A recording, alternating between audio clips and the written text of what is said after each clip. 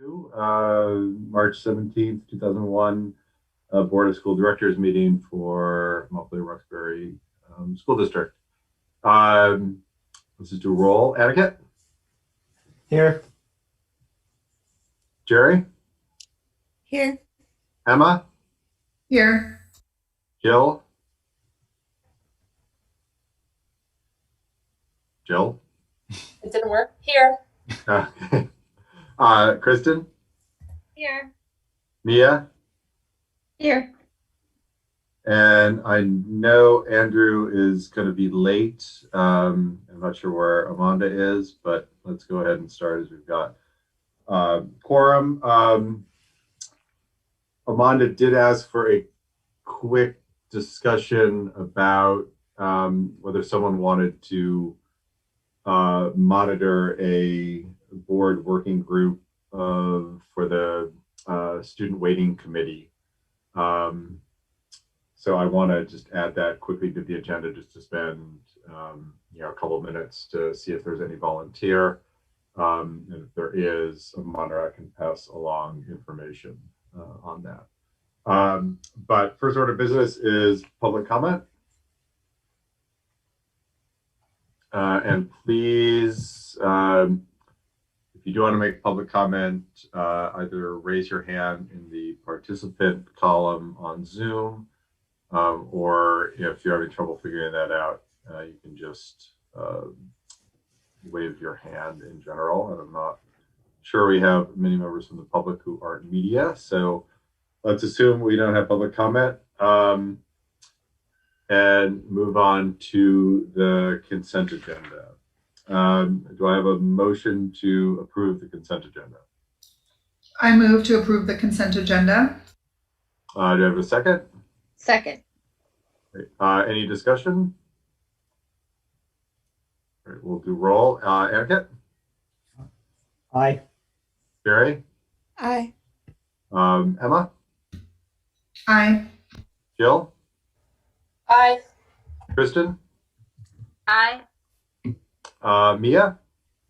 Aye. Yeah, I think that's it.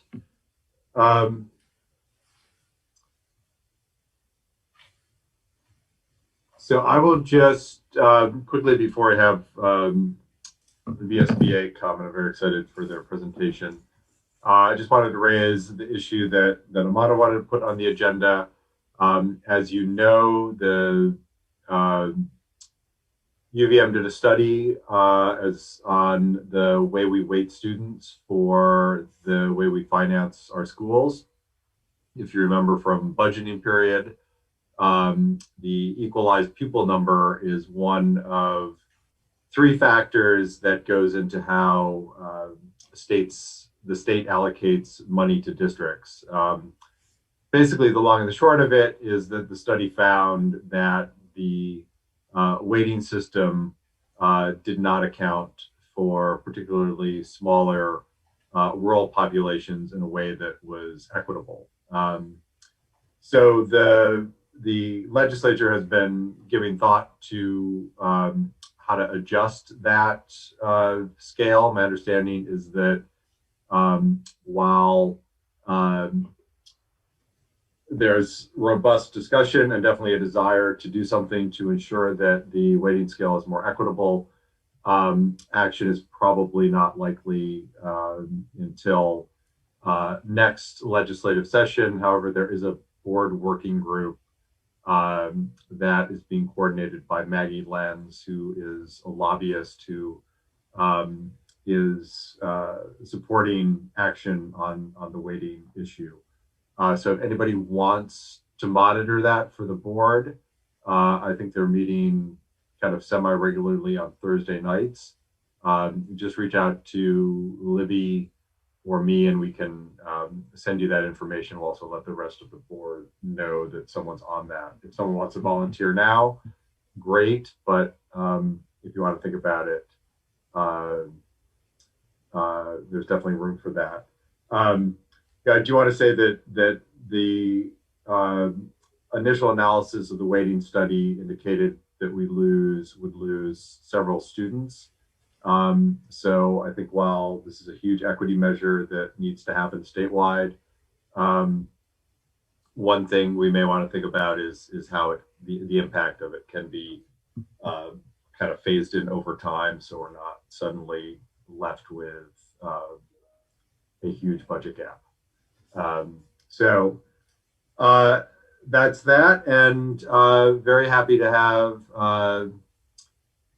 Sue Holson and Sue. I'm gonna butcher your last name. Saglowski.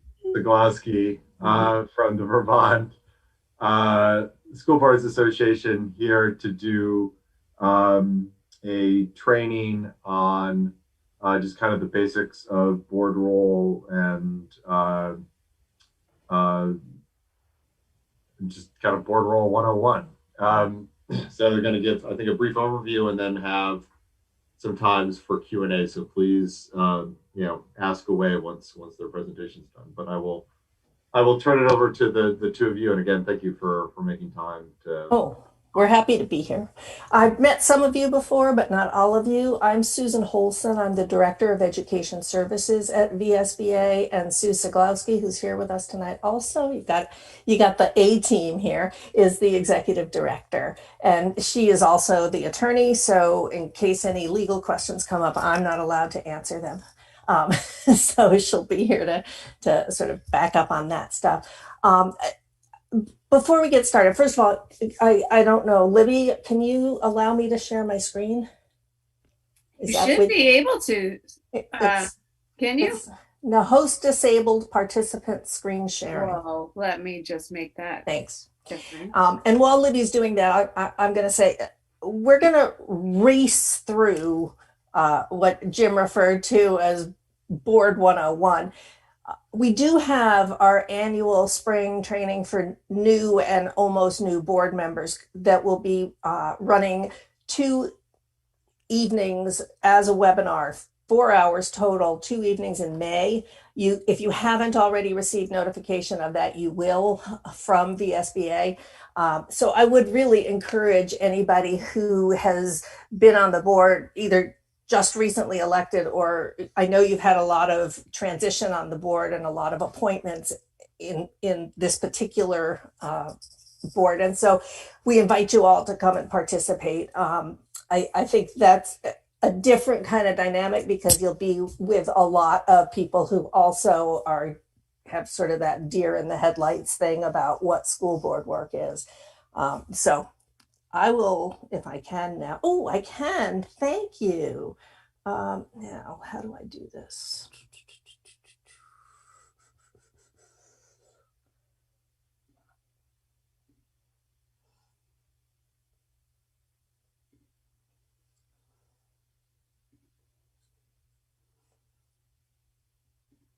I'm getting there. Bear with me, please.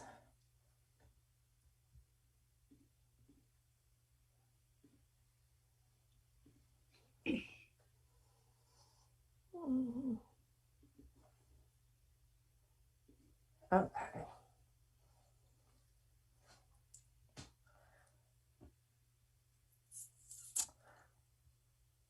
So Zoom is great, except it doesn't allow me to see what I'm doing. So it's kind of an interesting challenge here. Oh, there you go. Yeah.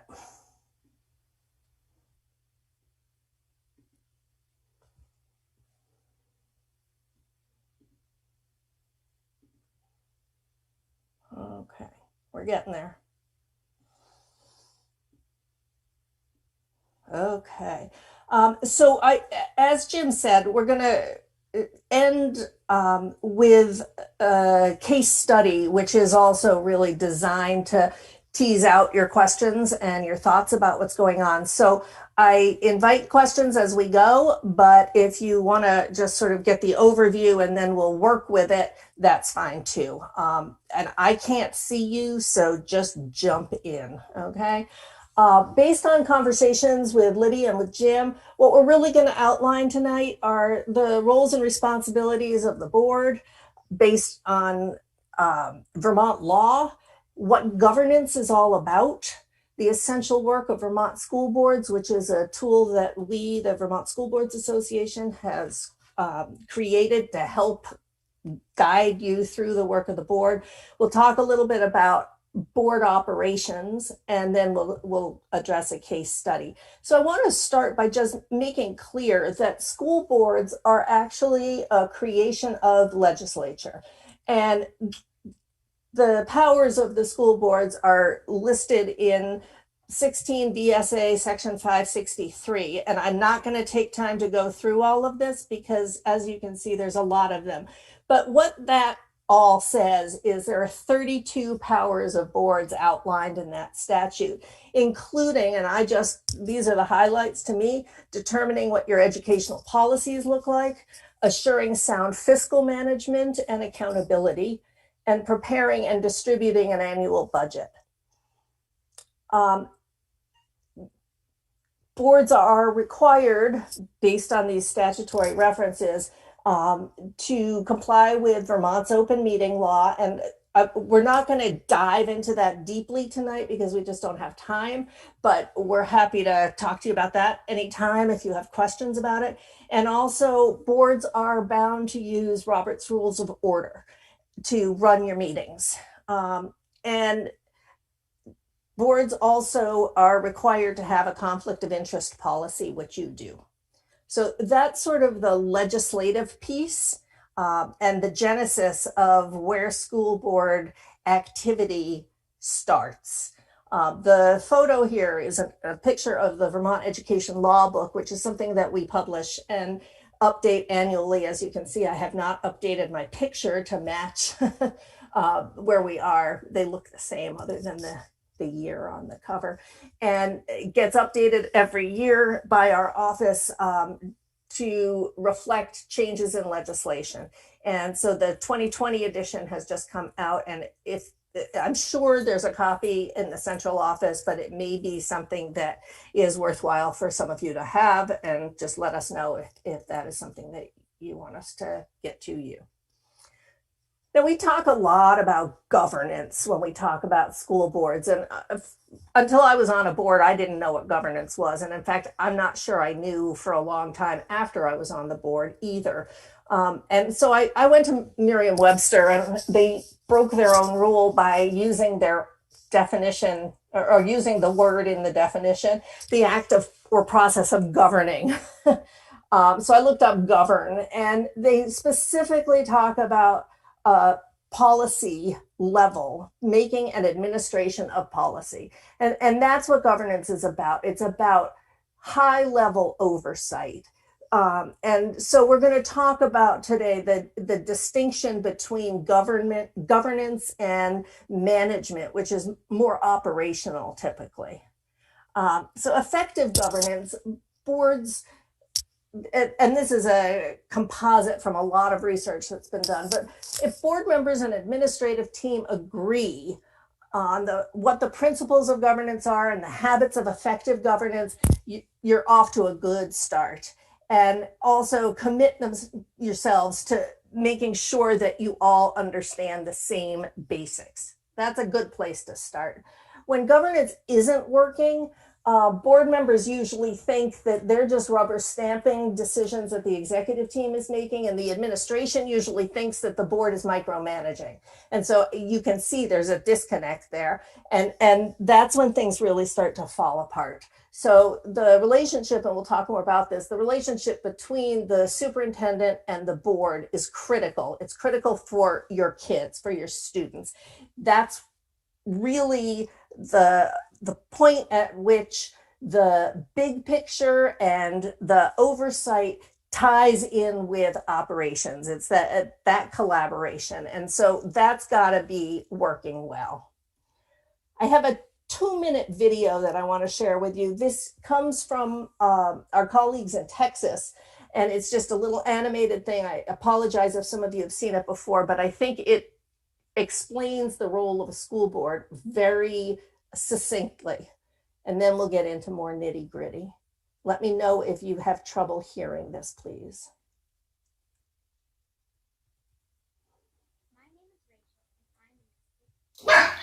It's a little quiet. Yeah, I'm having trouble as well. I can't hear it at all. You're not hearing that? Okay, hold on. Let's see what I can figure out. Did you share your computer audio when you shared your screen? That's a good question. For me, the audio was coming through. It was just the volume was very low. Yeah, and it's blasting my ears out. So that's going to be a problem. I think the volume we might have heard was just coming from like ambient from her microphone instead. Okay. Could be. I got it now. Thanks. We'll try this again. Thank you all for your explanations there. My name is Rachel, and I'm in the 6th grade. Better? I was invited to go to a school board meeting to get an award, but I didn't know what the school board did. So I asked my grandpa Freddie, since he used to be on the board. He said, well, school boards are kind of like the grandparents of the schools. They want good things for the students and staff. Even though grandparents aren't always around, we do our best to help you learn and grow.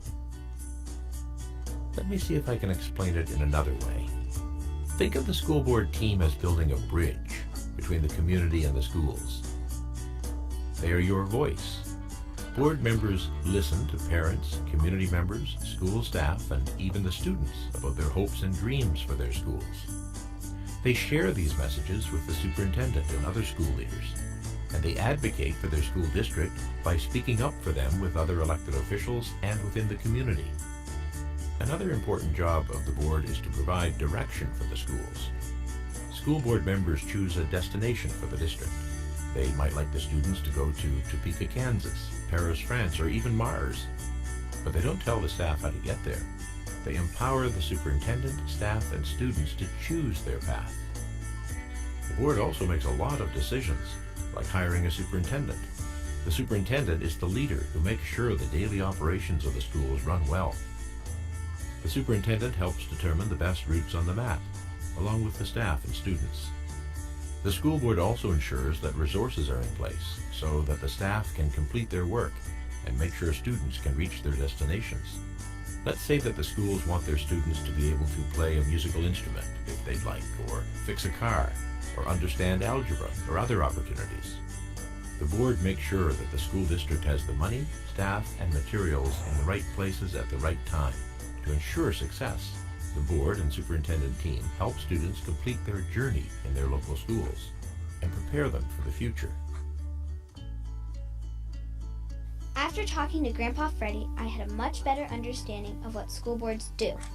They build a bridge so that the community and the schools can communicate, and they set destinations for the schools so that I can reach my goals.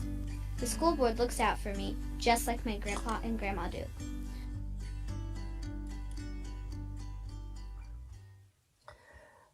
One of the things that I really like about that video, which I think is about to start again, so I'll move on, is the analogy with the grandparents, because I watched my parents become grandparents when my sister had children, and they hovered. I mean, my mother was at their house every day. She co-parented, really. And I lived 300 miles away. So when I had my children, I was really the parent. And that notion of being able to infringe on the parent's domain, if you will, sort of reminds me of the temptation to micromanage when you're sitting on a school board. And if any of you have local parents, you might know what I'm talking about. Anyway, the role of a district school board, as understood both through statute and practice, is the board has oversight of public education on behalf of the community, your trustees of the community. And what are you overseeing? High quality education for every student, good return on investment for the public, meaning that they feel like their taxes are justifiable, and that your system is operating efficiently, effectively, and ethically. Now, it doesn't mean that you're actually providing the education as a board, nor are you spending the money, nor are you watching the managing the efficiency of the way the system is run. but you are monitoring all of those things. So one way to think of it is that the board is sort of first and last. You're first when it comes to establishing a vision, creating and adopting the policies, delineating parameters, and understanding what are priorities in your education system for your community. And then last, after you've delegated responsibility to make that happen to your administration, you step in again to monitor and make sure that the money that you're spending is in fact influencing the outcomes that you are looking to influence.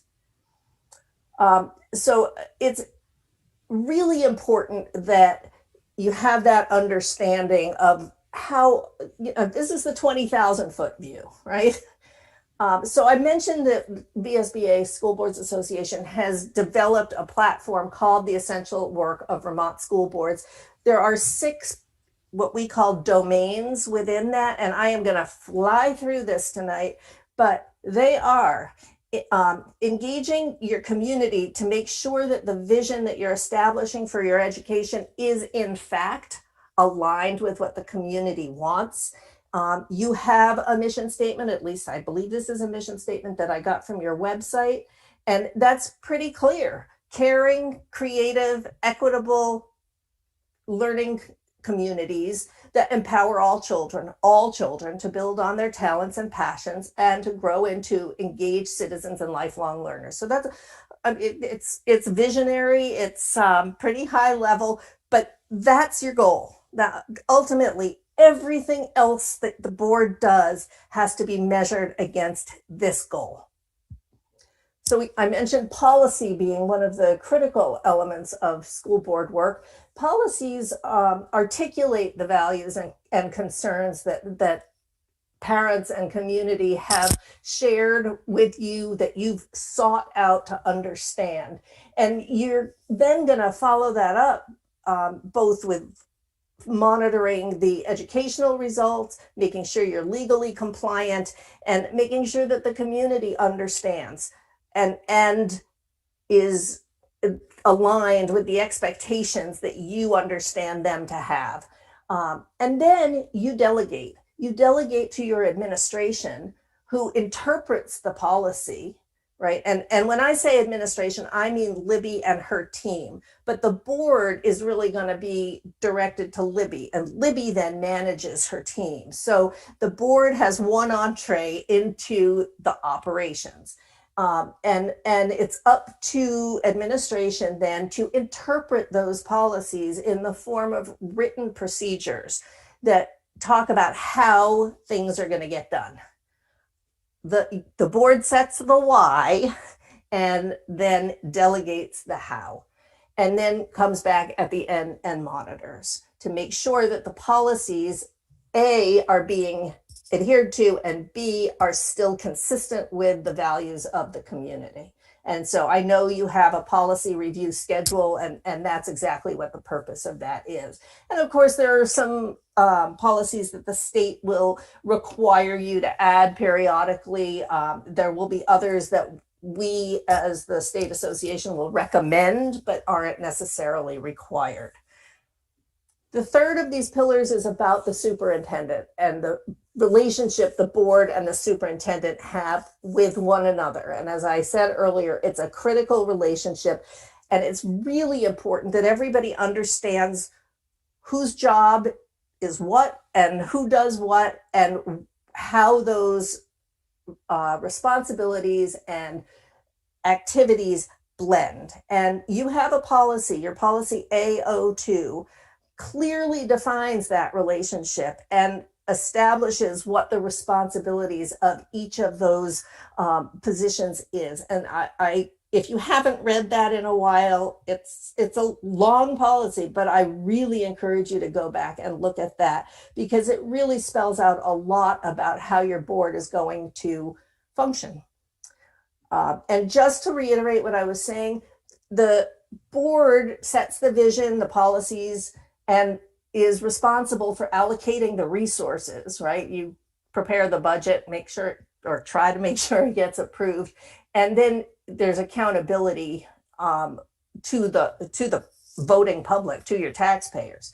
Your contact and all of that runs through the superintendent, who by state statute is actually defined as the chief executive officer of the school district and is the systems leader for the rest of the administrative team, including the principals, who are education leaders at the school level, at the building level. The principals report to the superintendent, and in some areas this is a big mess right now. Not so with you guys, so I'm not going to dwell on that. We talked about a budget. So your budget has to accomplish a bunch of different things, right? It has to be reflective of the culture and respectful of the financial resources of your district. You need to make sure that you have policies that discuss how your budgets are going to be spent and who has responsibility and who has authority for approving those expenses. You'll work with your management team, with your administrative team, to finalize a budget. You've just been through this, right?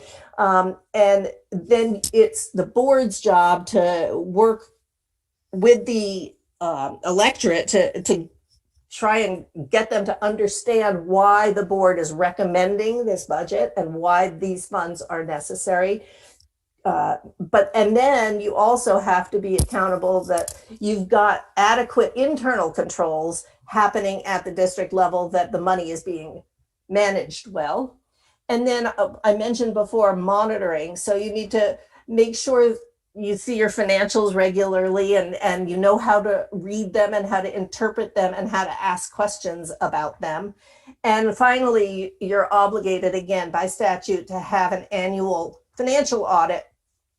And in doing that, you have some responsibility to understand what that document says and make sure that everything is working appropriately and that your audit reflects good money management. And finally, the last of our domains is effective and ethical operations. And what I want to really remind you about here is that school boards don't operate the schools. The administration operates the schools, but you do have your board's operations.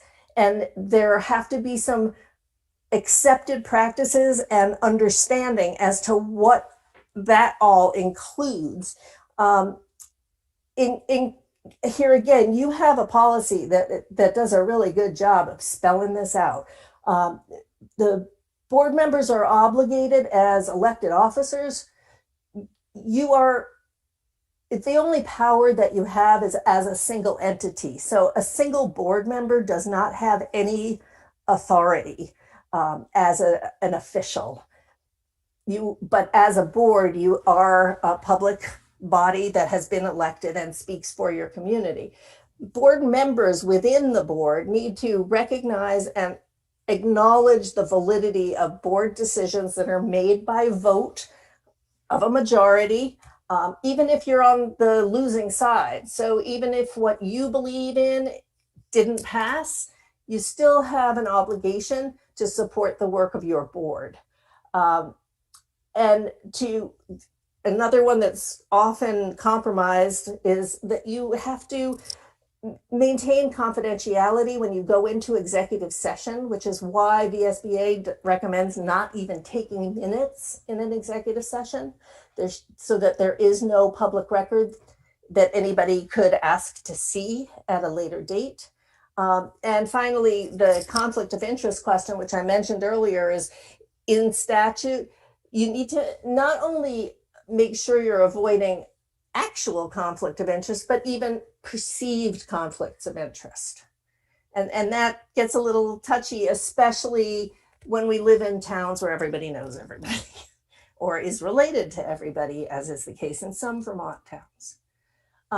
So putting that all together, VSBA has a recommended code of ethics that we recommend board members sign at the beginning of each term. Some even do it every year.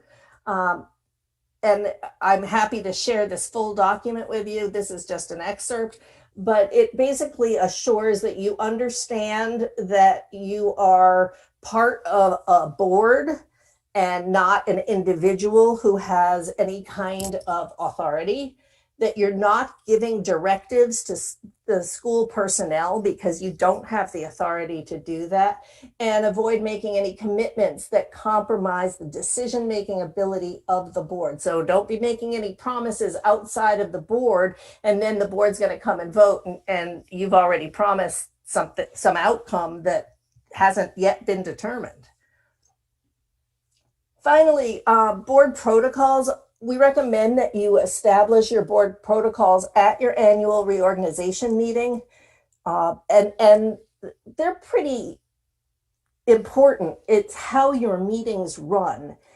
And again, you have a policy on this. Policy A03, your expectations for the Montpelier-Roxbury board members, I think is a really well articulated, again, lengthy policy that stipulates what the expectations are. And that's public record. So anybody who joins the board has, we presume, has reviewed that document, has agreed to comply with that document, because that's a standing policy that has been approved and adopted and is in practice.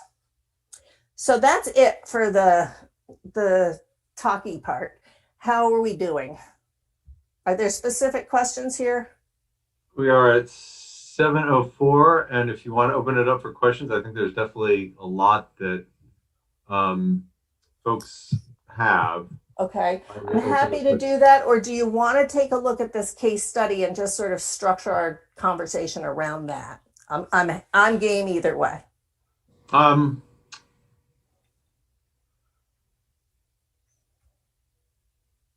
How long does a case study take?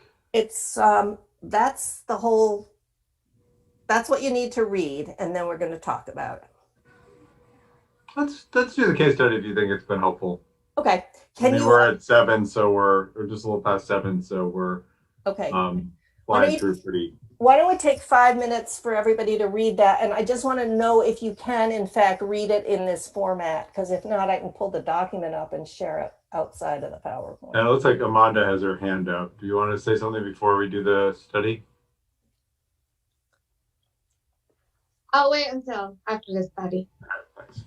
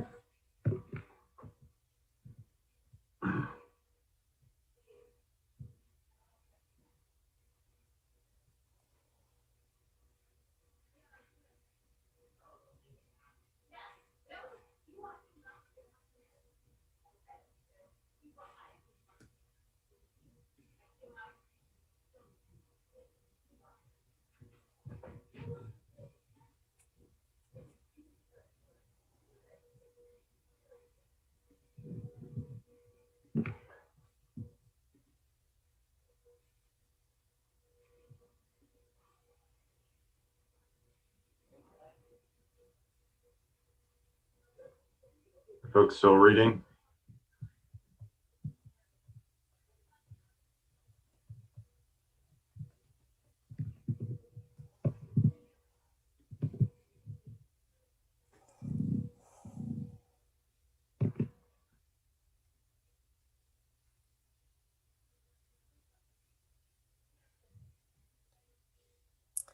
Has everybody finished?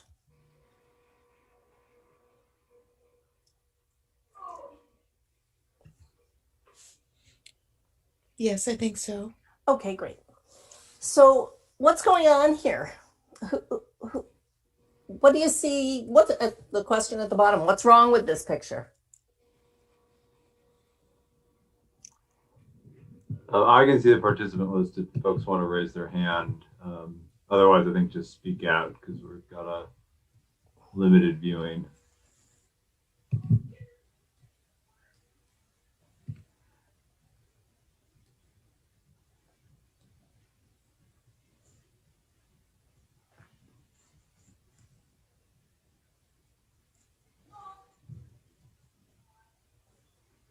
Anybody? Well, can I ask? I don't know if you folks can hear me. I'm trying Yep. a new audio setup. Okay. What a board vote to censor someone means? If a board votes to censor a board member, what is that? Sue, do you want to give the technical answer to that?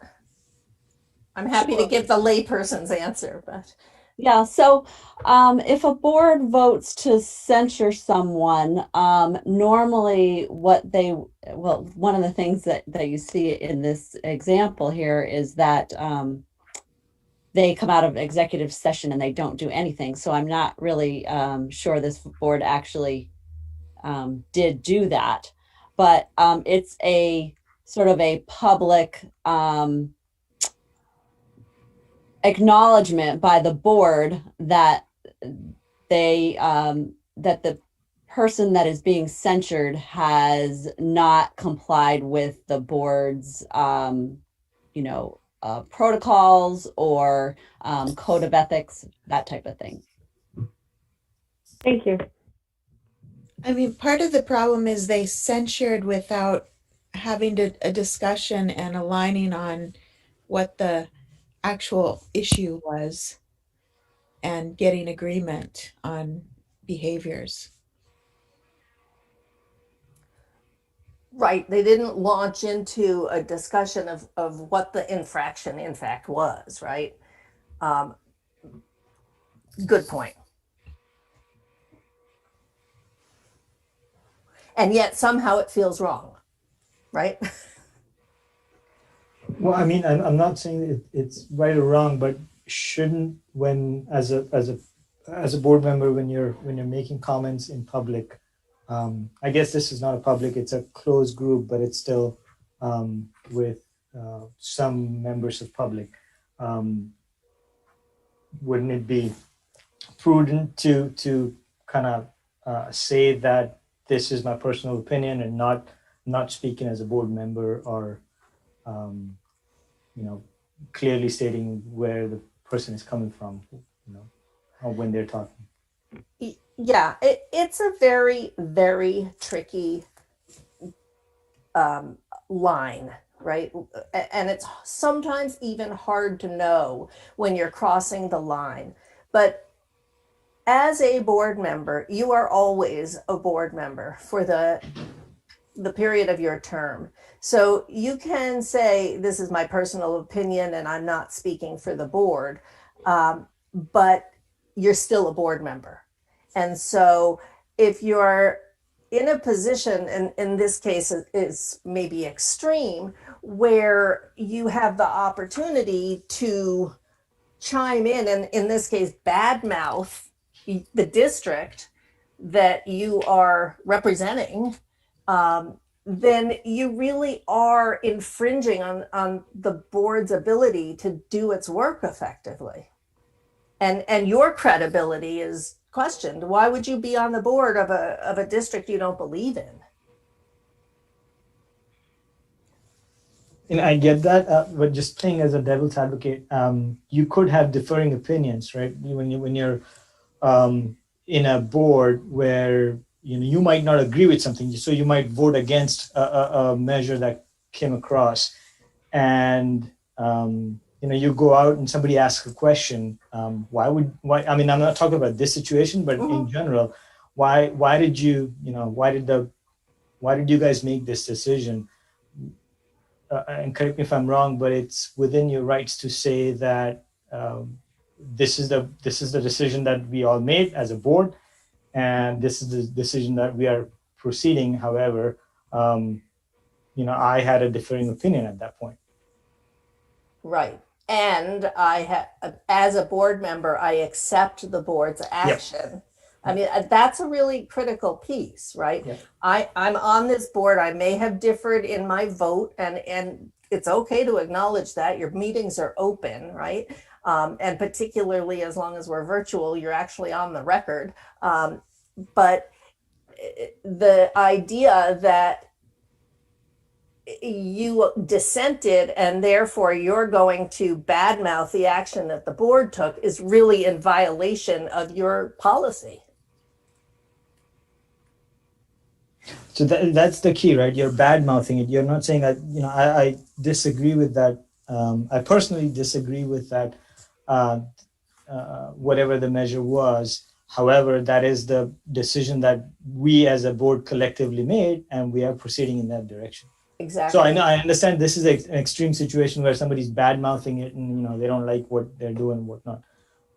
But in general, it's a tricky line, as you mentioned, but it is within the rights of a board member to express his or her views, as long as they state that is the decision that was made was a collectively made decision, and we are proceeding in that direction. Right. And in this example, I'm not sure who's speaking. Sorry, I should raise my hand. Sorry, Amanda, I do see your hand up. Let me just address this one comment. In this particular situation, this is not even about a board decision, right? This is not even about board level work. This is an operational thing that this board member knows about only because of her other life, or other aspects of her life that are not related to being on this board. And so when you start, basically, when you start bad-mouthing at the operational level, you're really dismissing the credibility of your administration also, right? There are processes in place when there are non-performing teachers, but it's not a board member's place to get involved in that at all, right? And so in this case, it's crossing a couple of different lines. Okay, I'm sorry, Amanda, please go ahead. Yeah, I mean, I think it's important to like how you're defining bad-mouthing, especially because, thinking about tone policing and like how sometimes women are interpreted, like in this, and I'm not talking about this case.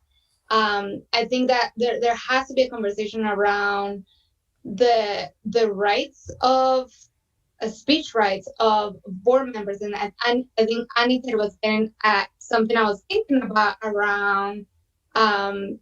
We do have like dissent, like Supreme Court.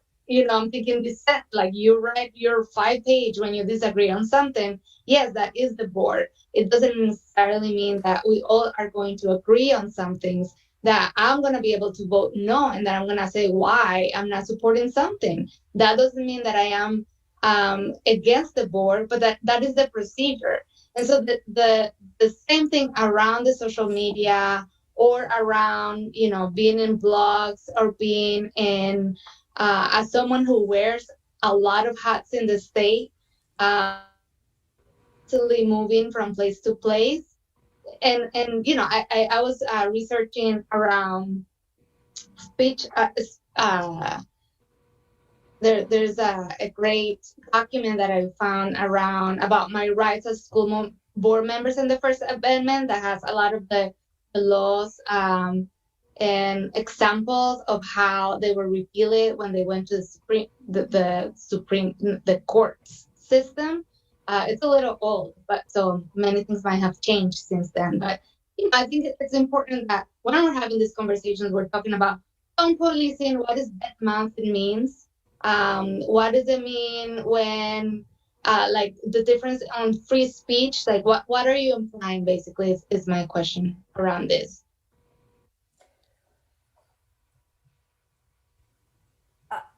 I think it's a really good rule of thumb to understand that while you are on your school board, you can wear other hats, and we all do, but you can never take off your school board hat. Or any other hat. Well, that's going to be your, each individual's way to interpret it. But as far as the commitment that you have made to this board, to this school district, and to the other board members through your policies, and I refer you back to those two that I cited earlier, A02 and A03. One is about the expectations of board members, and the other is about the relationship between the board and board members and the superintendent. Those don't apply only during board meetings. Okay, they're for all the time, 24/7, as long as you are on this board. And so while yes, you can explain that you didn't vote for this particular decision and here are the reasons why, you also are really in a position to follow it up and say, however, it was the will of the board or the decision of the board, and therefore I accept it. Because you're obligated to do that. So then I'm just trying to understand, right? Because I think it's about interpretation. And so if the board in its majority is a racist board, am I supposed to then, and this is not an example, but I'm using examples as to understand the concept. Mm-hmm. So if I had joined the board, now I love this board. I love this district. I am committed. I am, I know my place. I know I've read those two policies very, very thoroughly before I joined the board and after I joined the board. So when I join a board that's racist, what is the role of that person? Just to say, okay, it's fine. The board has made racist policies, and therefore is the will of the board, even though there's impacted people. I'm trying to understand all of this because I think it's important in terms of when we are interpreting and when we are, thinking either legally or policies that are created just out of the will of white folks when it comes to impact. And this is my lens always, and would always be. So this is how I'm bringing this in. And these questions that I have are based on that. So Sue, I invite you to jump in here as well, but it would seem to me that you used the example, Amanda, of the policies, okay? So if that's an area where you really see something that is systemically problematic, you could request of your chair that you be on the policy committee. And then you're part of the body that reviews those policies on a schedule as already determined. And if you can get the rest of that committee to agree to apply a equity lens tool to each of those policies as you're reviewing them, great. That would be the way to work through the system to make the change, rather than to butt heads and dismiss the reality of what is.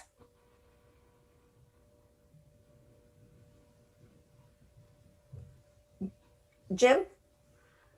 I mean, I just want to say, I mean, I think you can, say whatever you want to say under the First Amendment. I think the important part for me is that I think it's very hard to remove your board member hat. So if you want to criticize, perhaps very legitimately, either policies or other aspects that you find fault with, either at an operational level or a policy level, I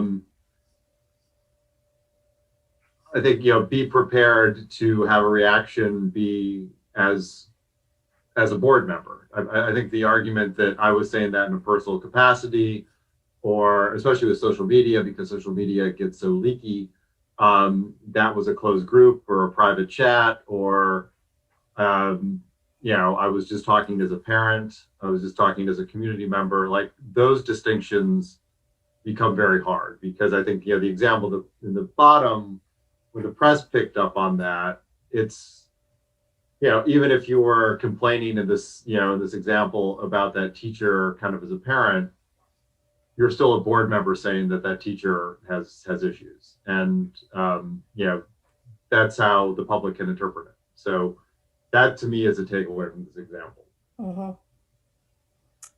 Mia?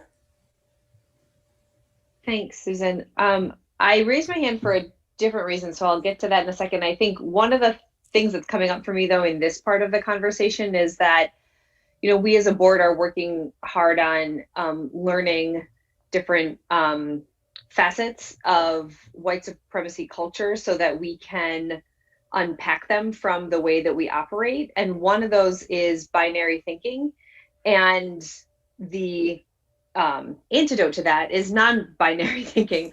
And that's one that's been really useful for me in life in general, ever since being introduced to it, this possibility of being able to hold two truths at the same time, of being a board member who is committed to advancing the values of our community, and at the same time hold a critique of how the board is doing at holding the values of our community. I think that's possible for us to do at the same time, and it's actually quite necessary to do in order to be able to move forward. So that was, I wanted to just offer that as, I think, a component of working through situations like this, when, as this example plays out. And then the reason that I raised my hand was kind of related to that point, but it had more to do with the actions of the board once they learned about what Tina did. One of the things that Emma and I, in the work that we've been doing on the School Safety and Police Relations Committee, that we've been working with members of the community and staff and other administrators and students, is examining the practices of conflict resolution and how, and actually realizing that our schools are working very hard to become more active in using these practices. And that actually feels like a place where this board could use a whole lot of help. The board in this example, that they went immediately toward a punitive measure rather than one that allowed Tina to recognize the impact that her action had, and learn how to approach a critique that she has of something happening in the district differently next time. Because at the end of this example, I don't see anybody having actually reached a resolution that feels very good for anyone, and certainly doesn't make me believe that Tina's going to do anything differently in her behavior next time. And that also seems like a big problem. Mm-hmm. Good point. So, Susan, I thought that it wasn't Mia. Is that your name? Yes. You raised a lot of great points. One of the things that on your first point, I wondered about whether your board had thought about developing some norms.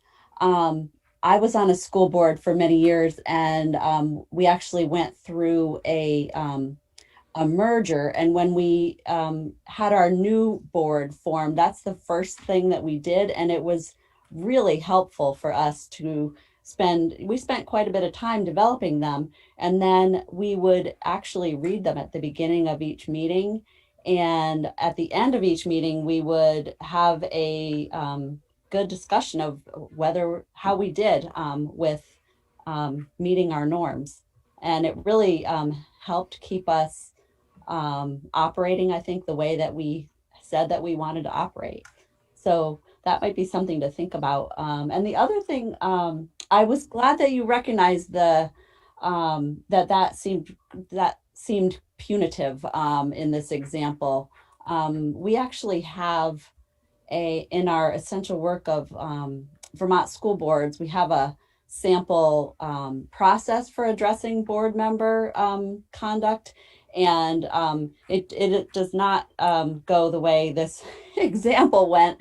It has a lot more steps to it, and it has, the first thing that would happen would be that the board chair would talk to that person, so that it wouldn't be a surprise that they're having an executive session about this person, because they wouldn't even need to have one, probably the first time, unless it was something really egregious.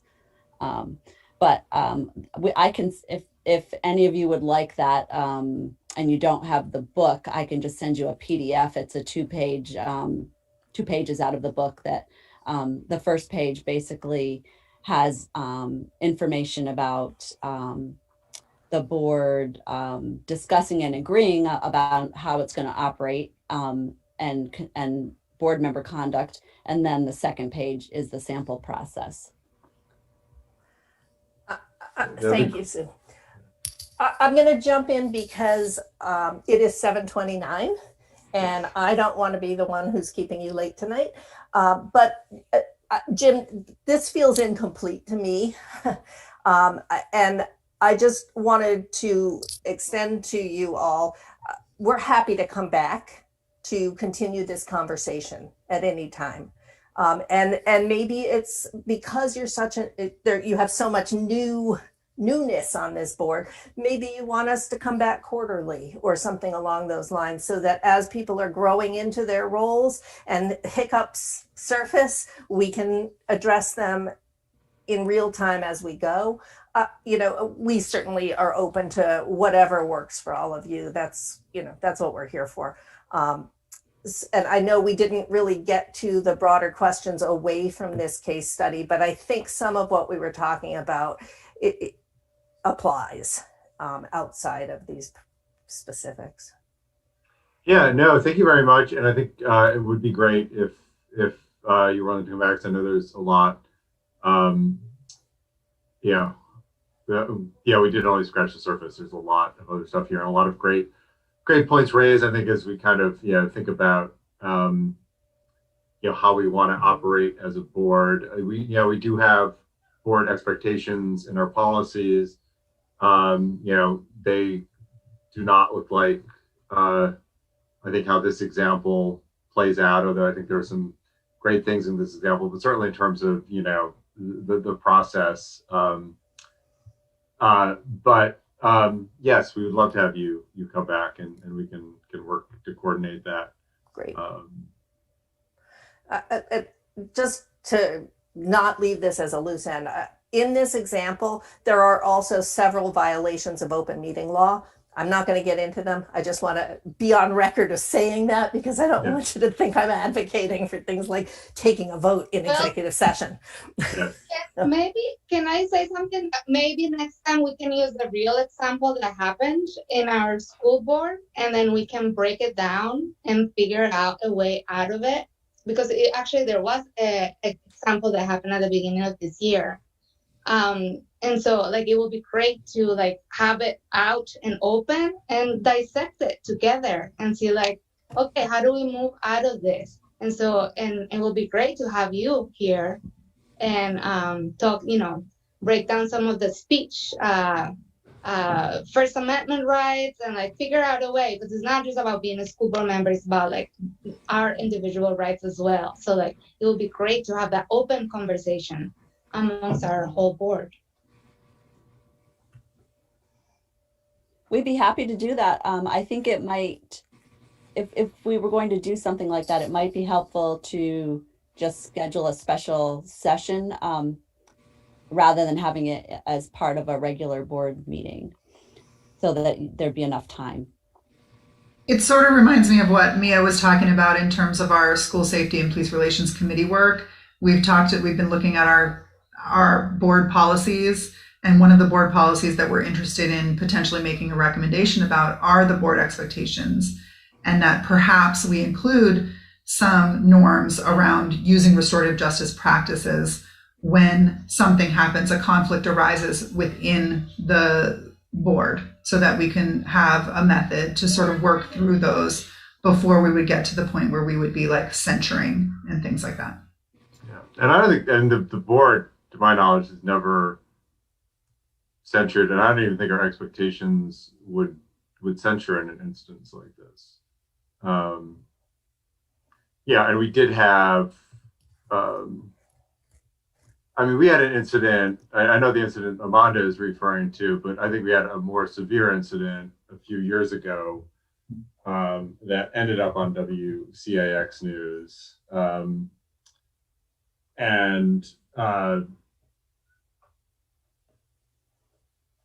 It was actually more apt to this example where someone thought they were talking to a closed group, and it was not a closed group.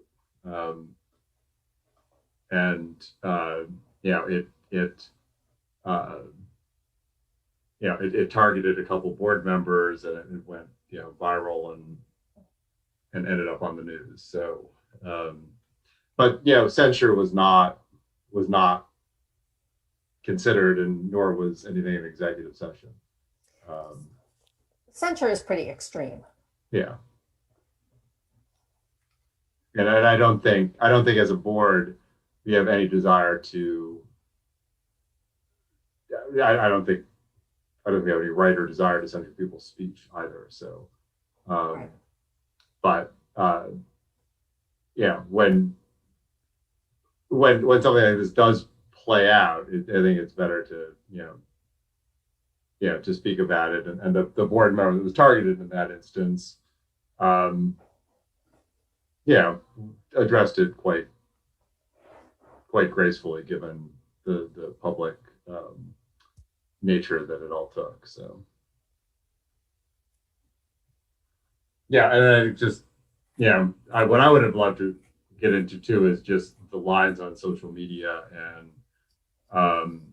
some of the open media laws that occur on social media, use of Facebook, because I think we're all on several groups, and there's considerations about how to answer questions and when there's pile on, et cetera. So I think a lot to delve into, and we're happy to talk about the incident that Amanda is referring to as well.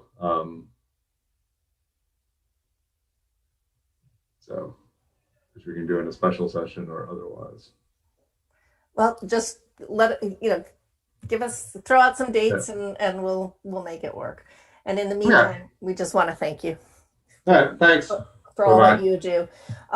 And to the rest of the board, since you are also new, VSBA is your resource. We are here for you. If you have questions, if you have concerns, please pick up the phone, give us a call, send us an email.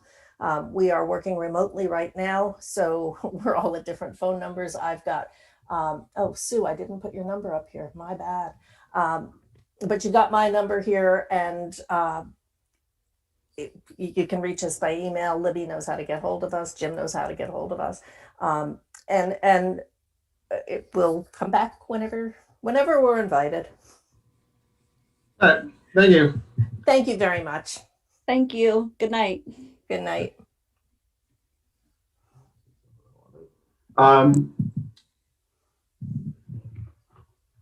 So now I think we've got the facilities presentation and Andrew.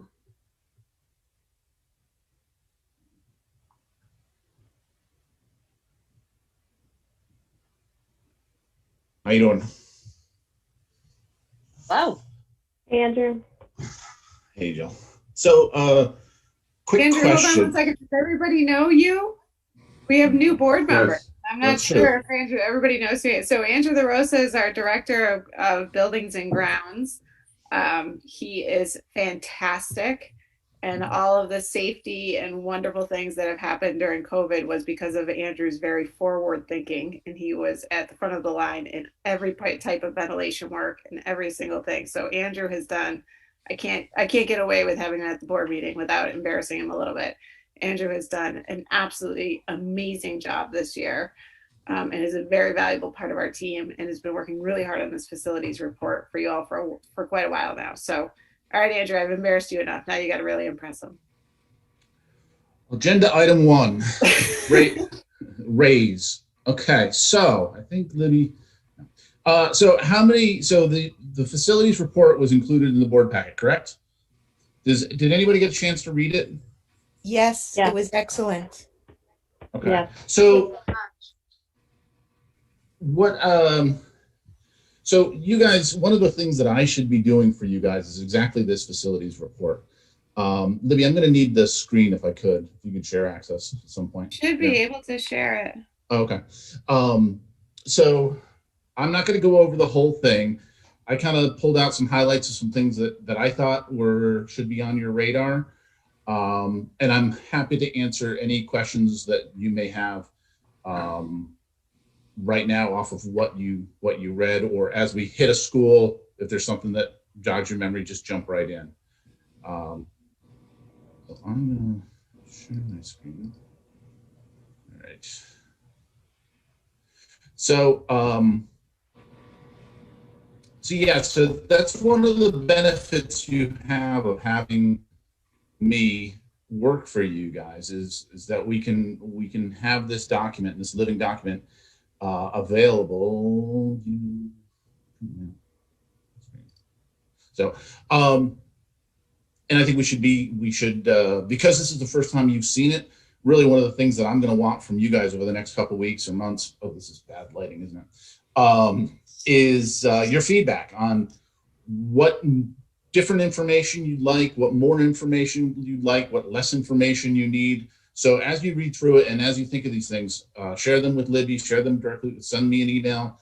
Hey, cover this next time, and we can work that in. The other thing that we have to do at some point is figure out the appropriate time for this document to be shared with the board. Now, luckily, we've got this done, and you can, whenever there's a new board member, we can share this with them. And, but probably in the spring when things lighten up a little bit, would probably be a good time to review this. Maybe we can I'm more than happy to schedule building tours, take people through the buildings. And also this will help you guys sort of, as you start to think about budgets, what are some of the priorities that we make sure we're focusing on. So the purpose of this report, again, isn't to give you guys very specific information about every plumbing fixture that needs to be changed out, or which classroom needs a new lock on the door, whatever. It's to give you just an overall picture of when someone asks you how many classrooms there are at Roxbury, you have a sense of that. When they ask you whether a building is sprinkled or not, you can answer that question.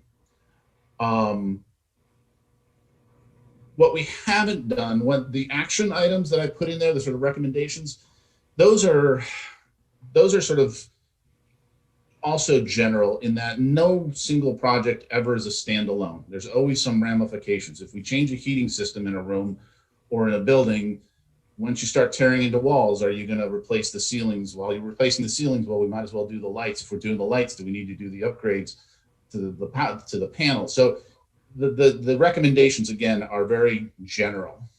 And they're not particularly in-depth. They're all just sort of visual observations. You don't really know what's going to happen until you start opening up things, which is one of the reasons that we don't get into costs. Now, we started to think about that, and the thing with the costs is it's very easy. If you wanted me to give you a number on how much it would cost to renovate the building, I could probably give you a pretty accurate cost on that.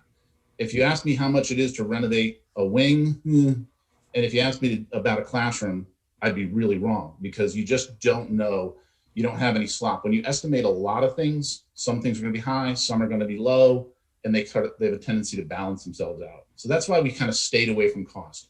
Again, once you see this, once you get more engaged with the actual buildings and you want to know specific costs, then it'll be easier for me to pull those numbers out, talk to the professionals I need to pull that together. The other thing we didn't really get into with this report is the space needs. Where do we need more space in what building? We started to have those conversations. COVID sort of put that on the back burner. Some of you were involved with the Main Street Middle School conversations. And the space needs, I think, really travel as bubbles where we have a class that's large.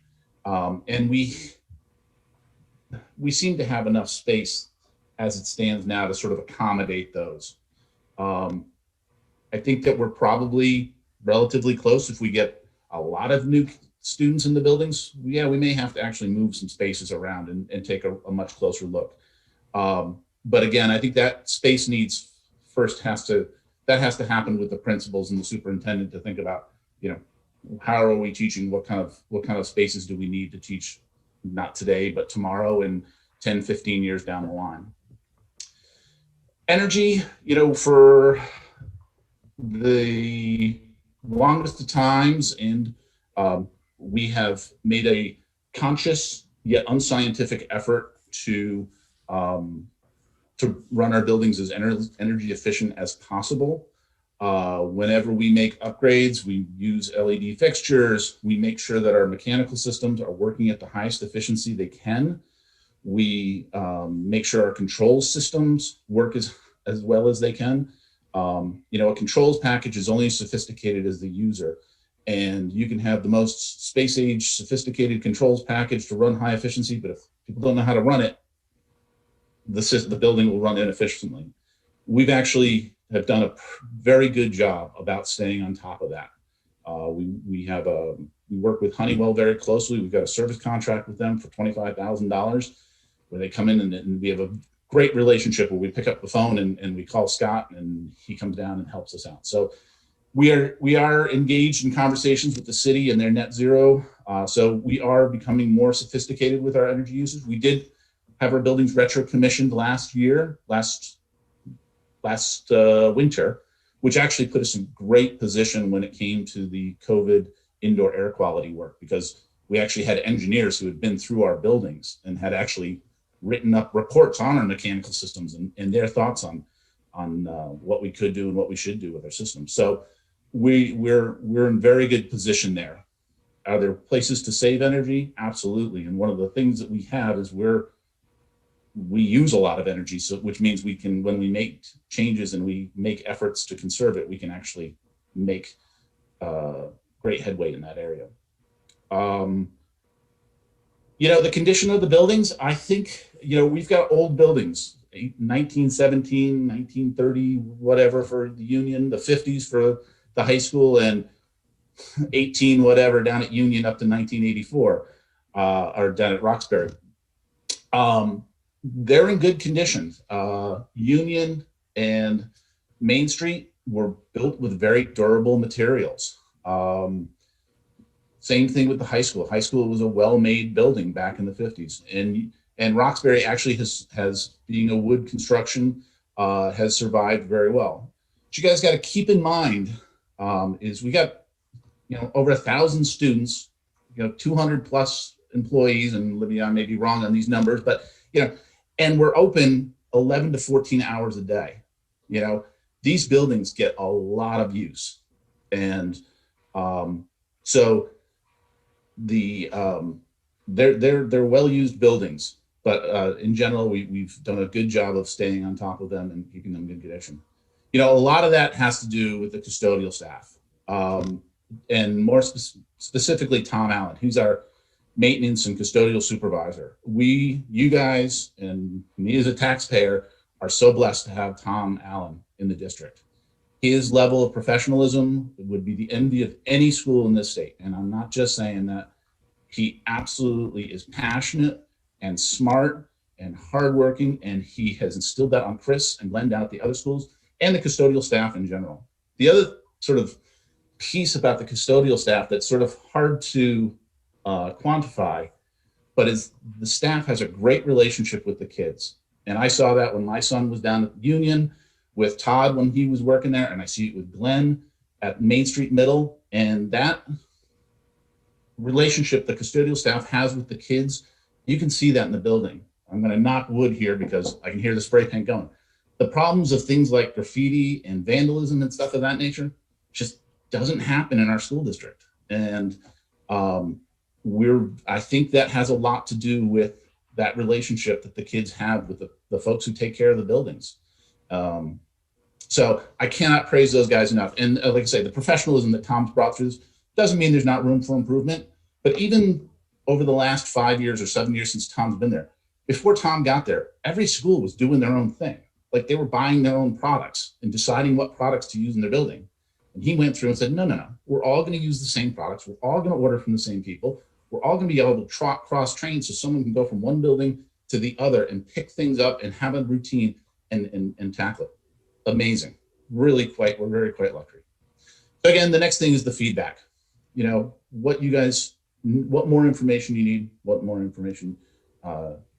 information is just you just don't need. And again, the walkthroughs, I work 40 hours a week.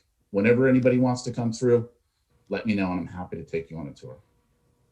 Any questions about the overall?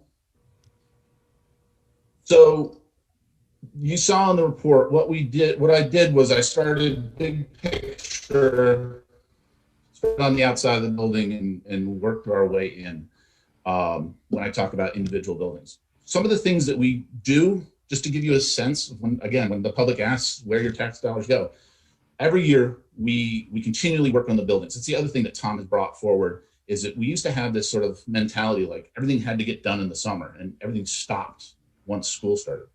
Well, we don't stop anymore. We keep making improvements throughout the year, and we make sure that we don't interrupt education, but we don't wait for the spring or the summer to take care of a project. If it needs to get fixed now, we fix it now.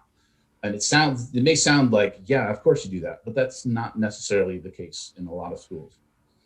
So in a typical year, we do things as mundane, and these are some of the things that have happened, and these are just things that have happened in the last few years. We go through, we've done things as mundane as number the exterior doors and shared it with first responders. Like now the police department and the fire department know, and if there's ever a phone call that says, hey, there's trouble at door 6 at the elementary school, we all know what door they're talking about. Very mundane, but I think important. We've got bleed kits and Narcan and EpiPens in the buildings, and every floor has a defibrillator in it now. So things that are very small like that. To every year we renovate probably an average of 2 to 3 classrooms in each building. Every year we'll go through, change the lights, ceilings, paint, flooring, things of that nature. But I'm not going to go through the whole list here, but simple things, but important things. All the buildings now have chilled, filtered water bottle fill stations in the corridors. So that's with the drinking water. We have gone through and we've done over 200 tests in the district, and you can go on our website and you can see the results for every test that we've done, location, results, what we did, what changes we made, what we needed to do, and we've gone through that. There's a couple gaps with what the state has on record, but we're working through that. Again, mechanical system reviews. What are some of the other things there? So that's Union. A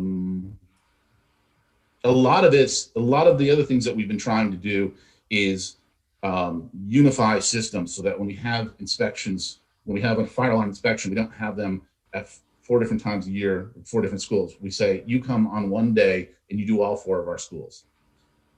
Sounds really silly, but it's important.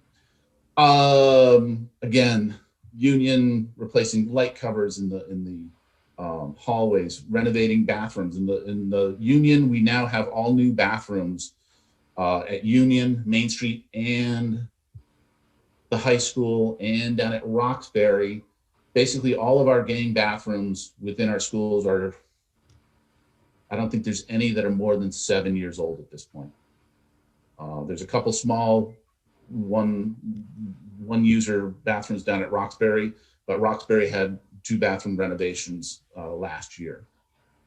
Union, again, with the bond project, as you guys can remember, we did the playground, we have the ADA vestibule, a new fire alarm, elevator system down there. So we do not only small projects, but we do large ones as well. Again, Main Street, we went through that. High school,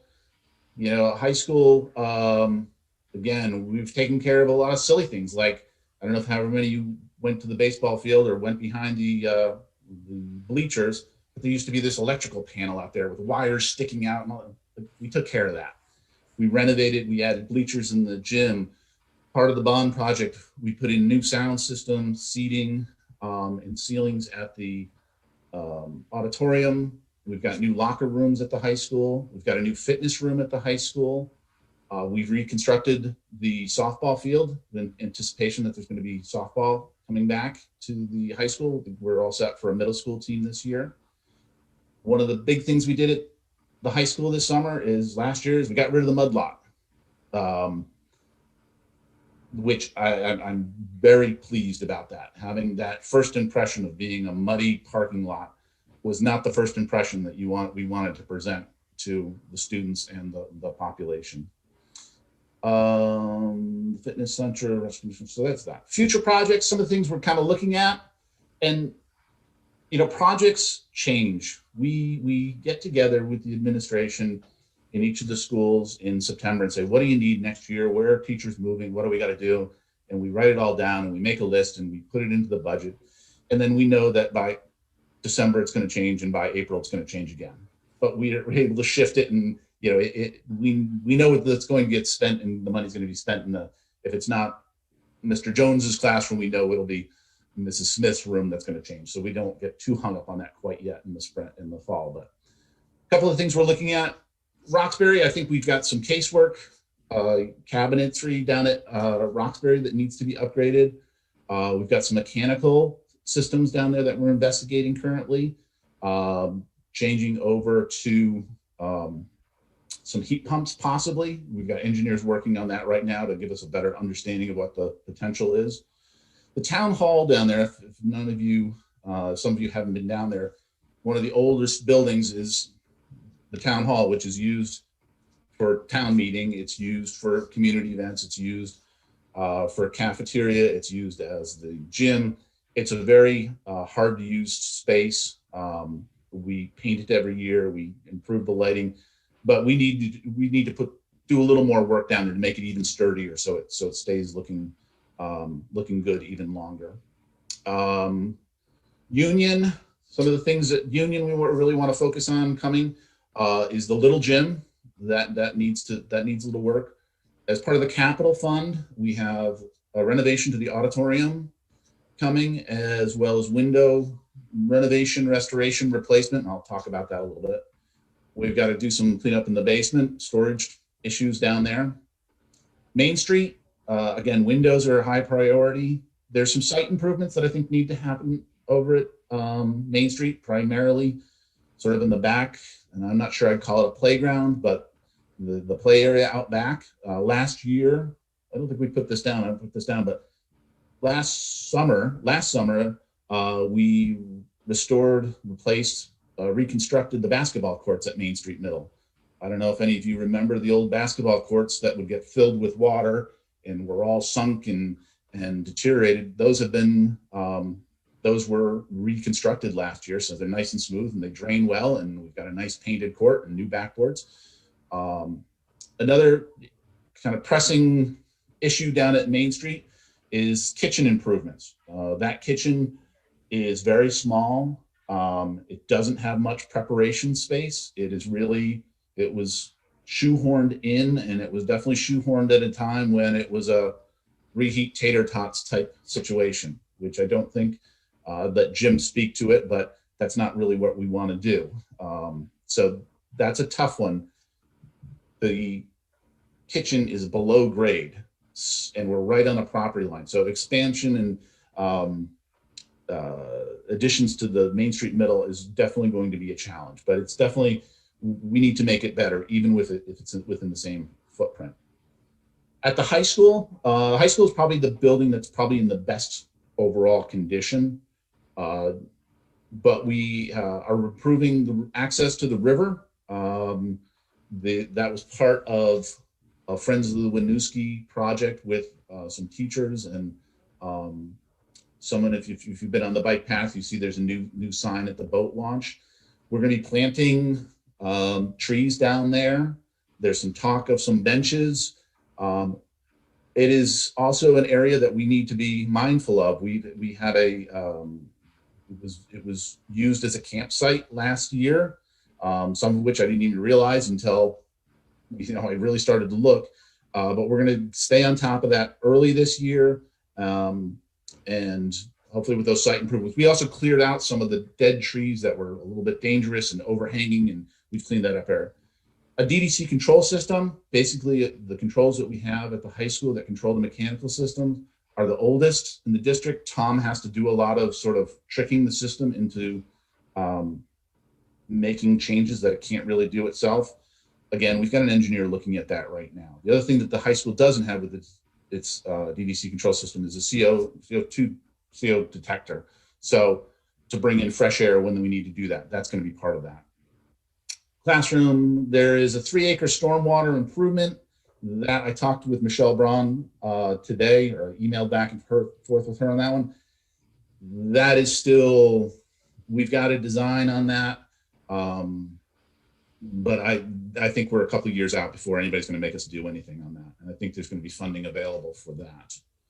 The only other thing, some flooring upgrades, I think, in the entrances and the science lab. But that gives you kind of a sense of some of the beyond the sort of normal, repair as we go. Some of the things that we've got kind of in the front of our mind moving forward. So, any questions so far? So I'm just going to buzz through the schools, and again, some of the things that sort of we think about and deal with, and maybe you've seen or maybe you should be aware of when someone asks you. So down at Roxbury, it's about 10,000 square foot building. It's got limited sprinkling. It's wood construction. That's right here on 12A. One of the things with Roxbury is it is the flat. It's probably the one flat spot at the very bottom of Roxbury. So all the water comes down. So in the spring, we have a little bit of water that we have to deal with. There's no real place to push it, as far as I can tell. So it's something we just deal with every year, and we rope off the area where it gets wet, and we give it a week or two and it dries out. Okay, there. That's often a problem. Metal roof is a good sturdy material, but it's the absolute wrong material for a school building because the snow comes crashing off onto little kids' heads. Every small town in Vermont passes a bond to build a school and puts a metal roof on because that's how you get the people to pay to vote for it, because they say you're crazy not to put a metal roof. But we manage it. We're very lucky. We have a local individual who works for the school district. Who's actually got kids in the school who comes and does our shoveling for us and the snow clearing, and he does a great job for us. So we've been very fortunate with that. Again, wood building, typical 80s construction in the back. It's held up well. It's a fine building. We are going to have to do some painting, and that's something we deal with every year. Exterior painting, but in nothing we can't really manage. Basically, double loaded corridor. It's a single loaded corridor. I'm going to go up a little bit here. So this was, and if I'm wrong, Zach, you can. This is the town hall. This was the original kind of 2-room schoolhouse. And then this portion, which was the kitchen and a classroom, was added to connect these. And then in the 80s, these last 3 classrooms were added back here.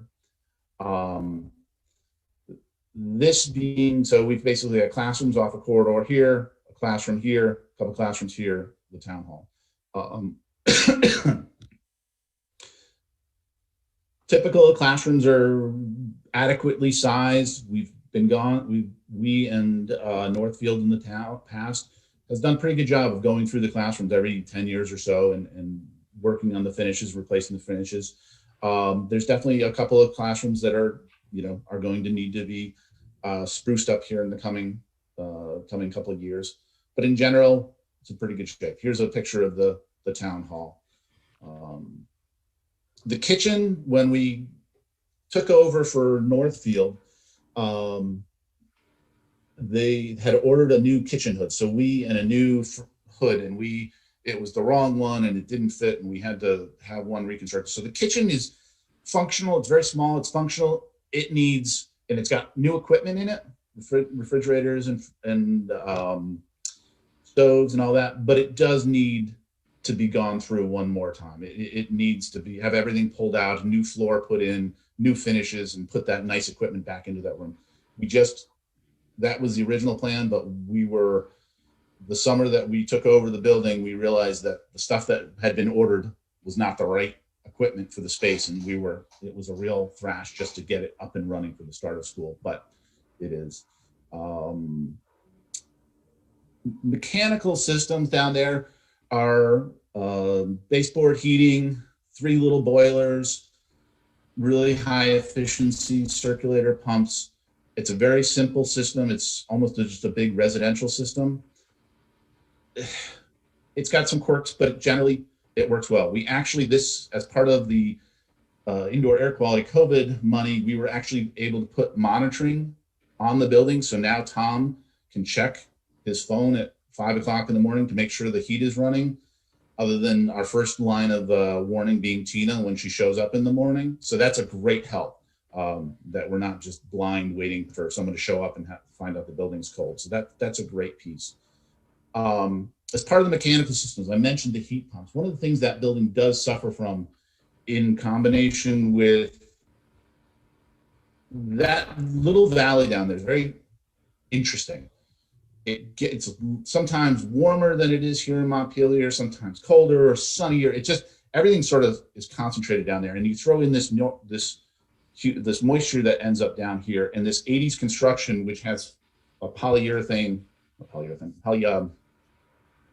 plastic, we call it plastic in the walls. It was the way we built in the 80s. This building gets awfully humid. Certainly this section of the building gets awfully humid, and it gets drier in the summertime. It gets drier the older the construction you get, because the building actually breathes. So we have dehumidifiers running down there. That's one of the things the heat pumps may be able to help us with, is dehumidifying that building, which would be a really fabulous thing. The school district, Northfield, used to run the heat in that building 365 days a year. The heat was on in that building just to keep it at 72 degrees. Because you get down there in the summertime and you're wearing a jacket. It's 42 degrees in that building on any given Tuesday morning. It's 40 degrees down there. So that mechanical system, we should be able to improve that. Life safety stuff. We no burglar alarm on the building. There is absolutely a fire alarm. There's limited sprinkling.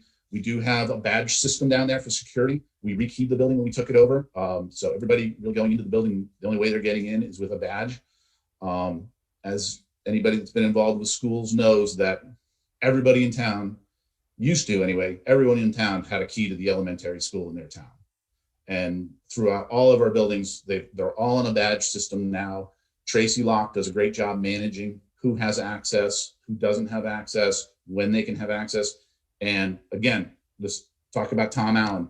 Every Monday morning, Tracy prints out a list of who's been in the building, so Tom Allen can look and see who was in the building, to see if there was an issue, who was there, what they were doing, when they were there. That's the kind of thing Tom does for us. And so, again, we've got defibrillator down there, EpiPens, stop the bleed kits, all those new. We go through, work with the fire department, make sure all the leads and terminals for the defibrillators are up to date. We've worked really closely with the nursing staff in all the buildings on those sorts of issues to make sure that things aren't out of date. Again, lead paint, when we've got a preschool program down there. So that's every year we have emergency the management supervisor. Now, is it basically the protocols we have to do for a pre-K program? And one of them is lead paint inspection. And we although I'm certified to do it, although I can't, it's EMP. I've got that certification. I'm not doing it. We've got a gentleman, Jim Beer, who does it for us every year. I'm not going to go in and inspect lead paint once a year. Just that's crazy for me to do. It's worth spending a couple $100 with him to have an expert come in and do that. So he does that for us every year, comes in. The school actually, as I understand it, Northfield, a few years before we took over the building, actually scraped the bottom 5 feet of that building, scraped it down to bare wood, and then repainted it. So they didn't have the original lead paint on the building. But we have to presume all paint is lead. So we go through and we prep it, we get it inspected, and they come through. They do that inspection at Union as well, in the pre-K classrooms there as well. Green building stuff, again, we recently signed a net metering agreement for solar power for that building. The farm, we've started to collect on those credits. We're not fully on board with that yet. They're still commissioning some of their solar fields. We've done that for Main Street as well this last fall. So now all of our buildings are partially powered by solar farms. They're all on net meter contract. That's new for Roxbury and Main Street Middle this year. Andrew, I had a question, if it's an okay time to jump in. I hail from Roxbury. I'm the newest member of the board. And I just had a question. I'm also just fairly new to Roxbury, only about 3 years. So I was interested about that solar net metering agreement that came about, and then also the Grundfos pump system that you mentioned in the report. And and it sounds like, I'm curious kind of what those do. It sounds like they're connected to the boiler system, but there's also some talk of upgrading those into electric heat pumps. And so as part of the idea of getting involved in a solar net metering agreement, because you anticipate shifting to more of an electrical heat source, and just kind of what you see the future there, or if like the solar net metering is really just like to keep the lights on and that type of electricity use. Yeah, so the circulator pumps, the Grundfos, those are just, so what we have at the high school, and our engineer is getting us a proposal to replace those as well. Used to be just these big inefficient pumps that just pump water all the time, 100%. The Grundfos pumps are, their impeller design is so much more efficient, and they're able to regulate, so they don't pump 100% all the time. They can go down to 15% when it's not needed, and they can cycle up and cycle down, and they're just more efficient motors. So that's sort of the industry standard for circulator pumps, and that's just something it happens to have. With regards to the net metering, really that came about from we had it at the high school and the elementary school for 5 or so years, and we had an opportunity to, there were a couple of folks who came to us and said, hey, we're getting capacity availability. Do you have any interest? And so we put it out to bid. Unfortunately, only one company was able to provide the services, and we went with them. With regards, it wasn't in anticipation of taking over putting electrical heat pumps. What the engineer is doing right now is they are looking at the building, looking at what our options are from going from sort of wall pack kind of residential scale units that we could run one compressor and maybe serve 2 classrooms and get some heating, get some cooling. Could it handle 60% of our heating load? Probably. I don't know. He's going to run these numbers versus, okay, if we wanted to go 100% heat pump, what would that look like? And so that's exactly what he's doing right now is going to put out sort of 2 or 3 options of here's what you have to do to tackle, to get 50% of our heating would be a piece of cake, I think. Again, that would look very residential. To do 90% or 95, that gets a lot more complicated. The good thing is we do have a mechanical system that could take up that extra 5%. So that's exactly what he's doing, and I'll have better information on that in 2-3 weeks. I think his report's due on March 1st, but he said he's running a week or so behind. So we'll, as part of, in the future, the folks from the Montpelier Net Zero group are going to be coming and talking with the board. So I'll be in a better position to kind of give a sense of what it would take to put that building all the way on heat pumps. Heat pumps really work. They've gotten a lot better, but they only work to a certain temperature, and we go well below that temperature on quite a few nights down there. But again, we've got the infrastructure to turn the boilers on. So more to come on that one. Thank you. And I just want to be a little mindful of time because we're almost so just in terms of a path forward, do you want to maybe hit a couple more highlights, take a couple questions, and I think it might be great to arrange, especially as we all start to get vaccinated here, maybe some building tours so people can go in and actually, see some of the stuff on the ground and, have you or Tom explain it. Yeah, and absolutely, because that's one of the things that Tom and I work very closely with Tom, and he's a great, absolutely fabulous sounding board, I think, for each other. Everybody looks at something differently. When a principal looks at a drinking fountain, old repair, he doesn't see that. He or she has bigger issues to deal with. And I may focus on and go, oh, that looks terrible. And so having that sort of perspective of what are the important things is what we do a lot with the principals is we bring things up and get their feedback on what they want us to focus on. So Union and Main Street, I think the biggest issues here that we have, our biggest challenge we have are the windows. I know that's always been put out there as part of the fund balance issue, and it's sort of been this thing that's, I think it's been so big to tackle that it's kind of gotten kicked down the road a little bit. Well, we're not going to kick it down the road anymore.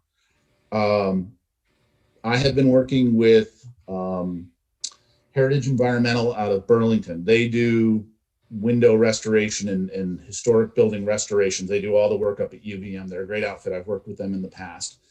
We're going to take a classroom at Union Elementary, and we're going to have them restore the windows, restore and improve the windows. They're going to take them out.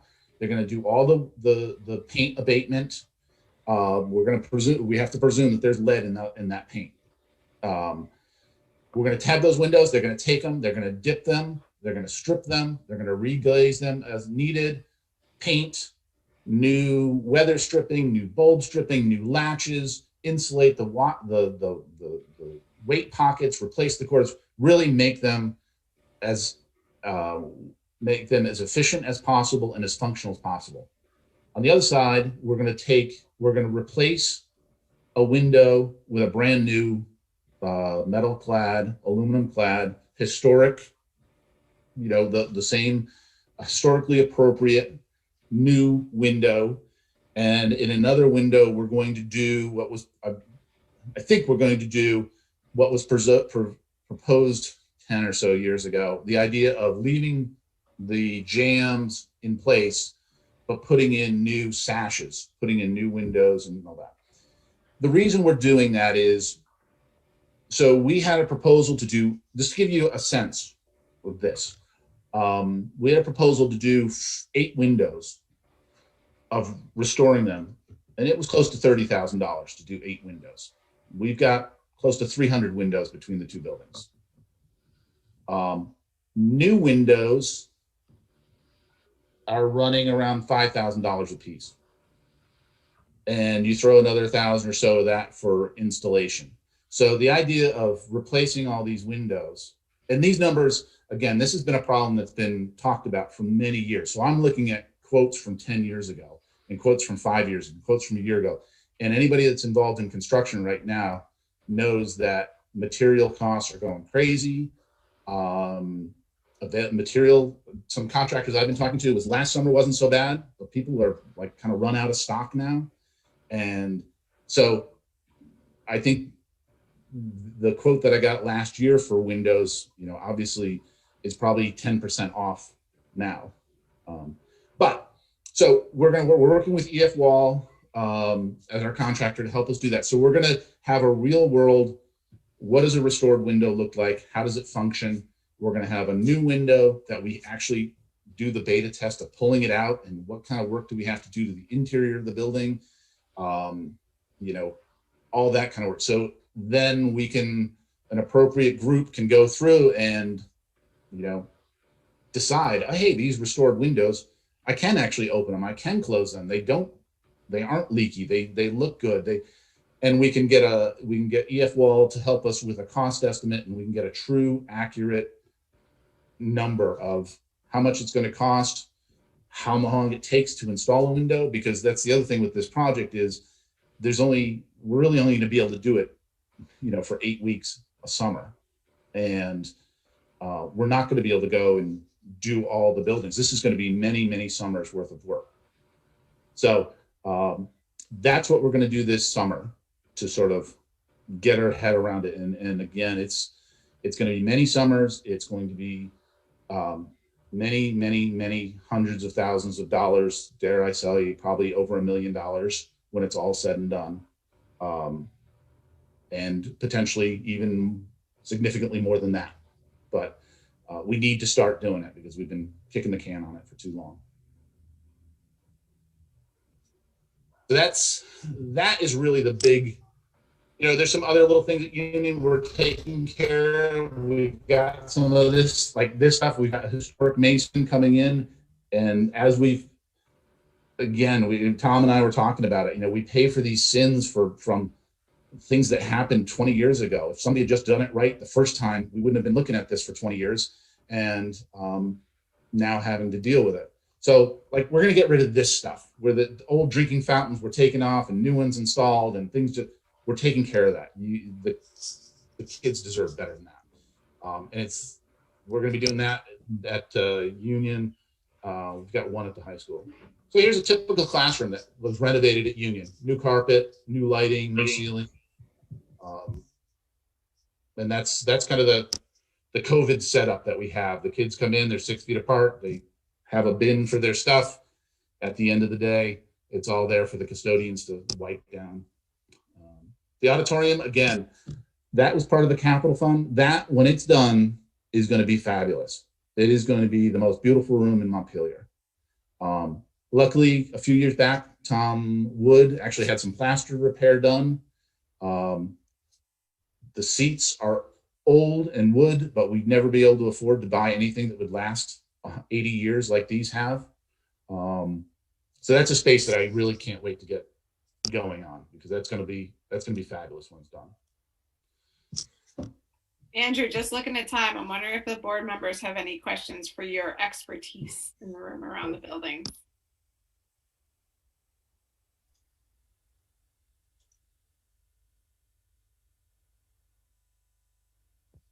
Jim, that right there is. Any questions for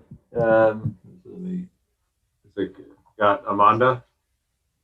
Oh, I just want to say thank you, Andrew, for the report and for all your work and for your commitment to the district. Just that's all I have.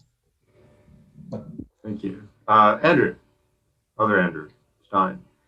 Yeah, I second that, Andrew. I feel like I regularly heap praise on you, and I really am very appreciative, and I think the entire board is very appreciative of the work that you do and the professionalism and expertise that you bring to the job.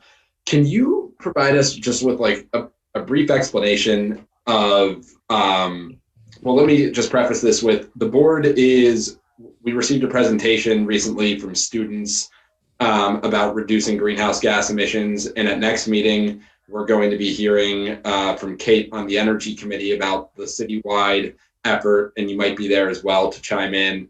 And we formed a Facilities and Energy Committee.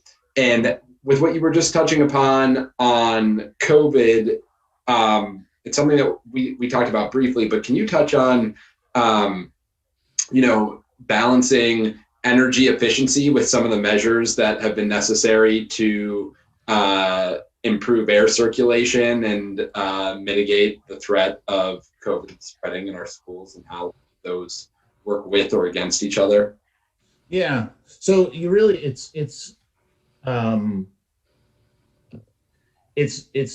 not about, to me, in a school setting, it's not necessarily about using less energy. It's about getting the best use out of that energy. Because you can have, if we renovated this school and we put in the most energy efficient system we could, we'd probably still use more energy than we do right now, because the code is now greater than it was before, and we bring in more fresh air than we ever did before. And that's a better learning environment. We should. And so the energy, like I say, the energy use is always going to continue to go up. So you mitigate that by having smart systems, good equipment, a good maintenance and operations plan, and just using that energy as wisely as possible. You know, with regards to the city and the net zero, you know, they're working on something, and they're working with a consultant now that's really going to, for me personally, going to open my eyes more globally with regards to, you know, when someone says to me net zero, I think, oh, you know, you live off the grid. Well, that's not the case. It's finding energy in other sources. It's carbon credits. It's net metering. It's things of that nature.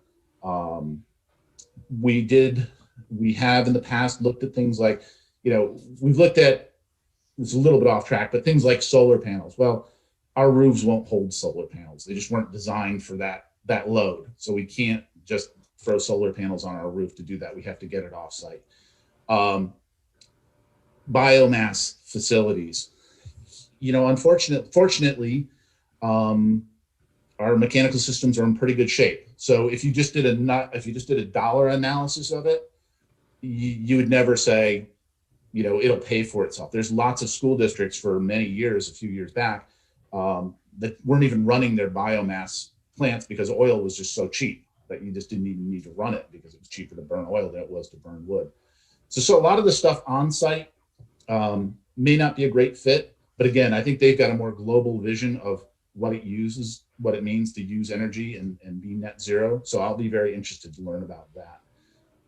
We did, with regards to this year, it'll be interesting, our oil usage, but again, our doors are open much more often. Our windows are open.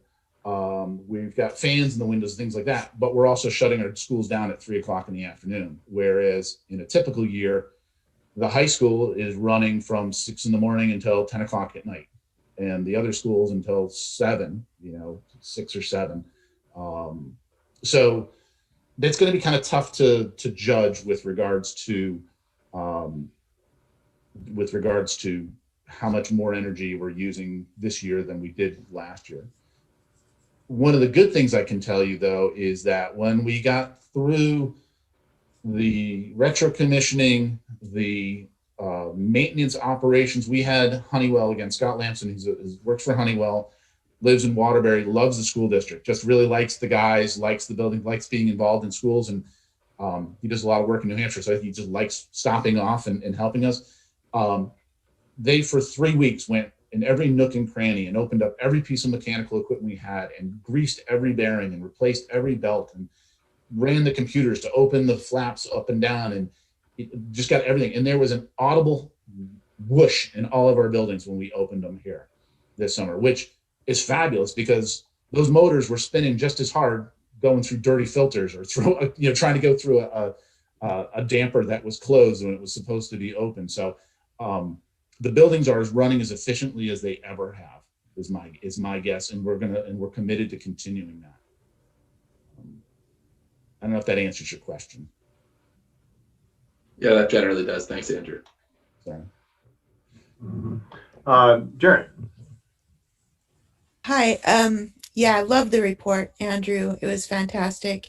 And my question is, just in terms of community awareness, do most parents know about these updates? And I'm thinking of Roxbury.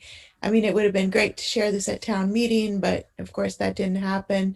I'm just wondering, what are some ways where we can let the community know that of all the great work that's happened to these buildings.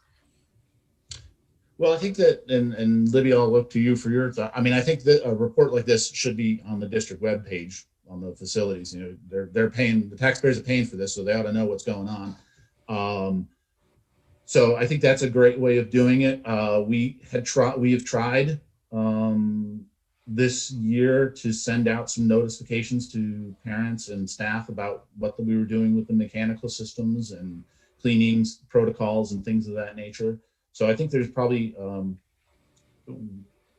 we could probably do a better job of, you know, maybe feeding the principals a little bit of, hey, don't forget to mention this little project that we did in your building. The parents might be interested in seeing that they could put out in their newsletter, something like that. But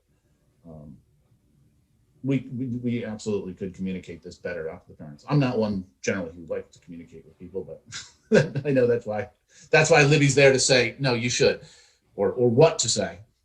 Yeah, I was thinking for Roxbury, like a little binder to say what has been going on in your school, where the parents have to wait or something like that, just so they could kind of see, because I think a lot of times they just, if they don't, they're not aware of it.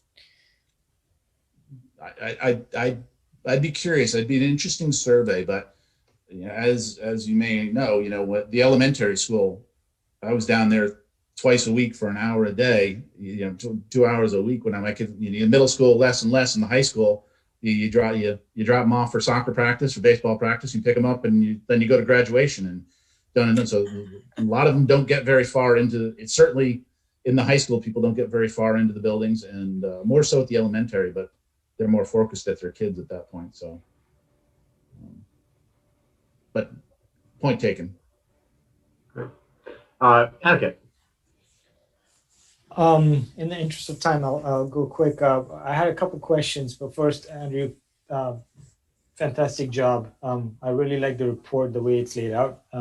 So thank you for that. Appreciate it. One of the questions I had, Andrew kind of touched on it, so I'm going to go to the second one. You mentioned that you guys are now doing maintenance and upgrades throughout the year rather than just summer. And you're taking care of, you know, not impeding the current learning and what's going on. Have you had any, I guess, positive comments or negative comments that's been affecting some or other kids or teachers or principals? Well, the only thing I can say is, yes. You know, even a couple days ago, I was down talking with Glenn, and we were.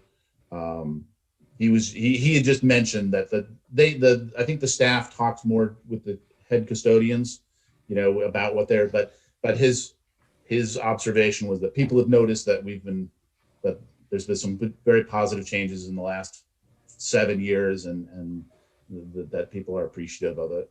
I'm not sure that was your question.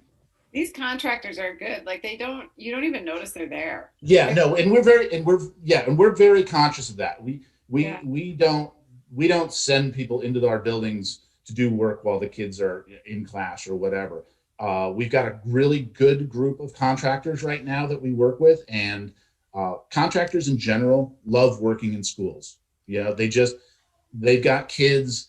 They see it as good work. They see it as a great environment. They're able to, if we need them to come in before school starts, they'll come in before school starts. There's never you know, unless a pipe breaks at 2 o'clock in the afternoon, there's never like a group of contractors working during school. They're either there before school starts or after school gets out, or on the weekend, or in an area of the building where we know we don't have any students. And we work very closely with the administration to say, hey, you know, you got a heater bum in that classroom. Is there another spot that they can go to for a couple hours while we fix it? Thanks. Yeah, we're very conscious of that. Great. Jill, and then we should probably think about moving to executive session. Yeah, real quick, Andrew, hopefully you guys can hear me okay. Yep. Yeah, thank you. This is absolutely phenomenal. I think it's immeasurable to explain how helpful this is for us as a board.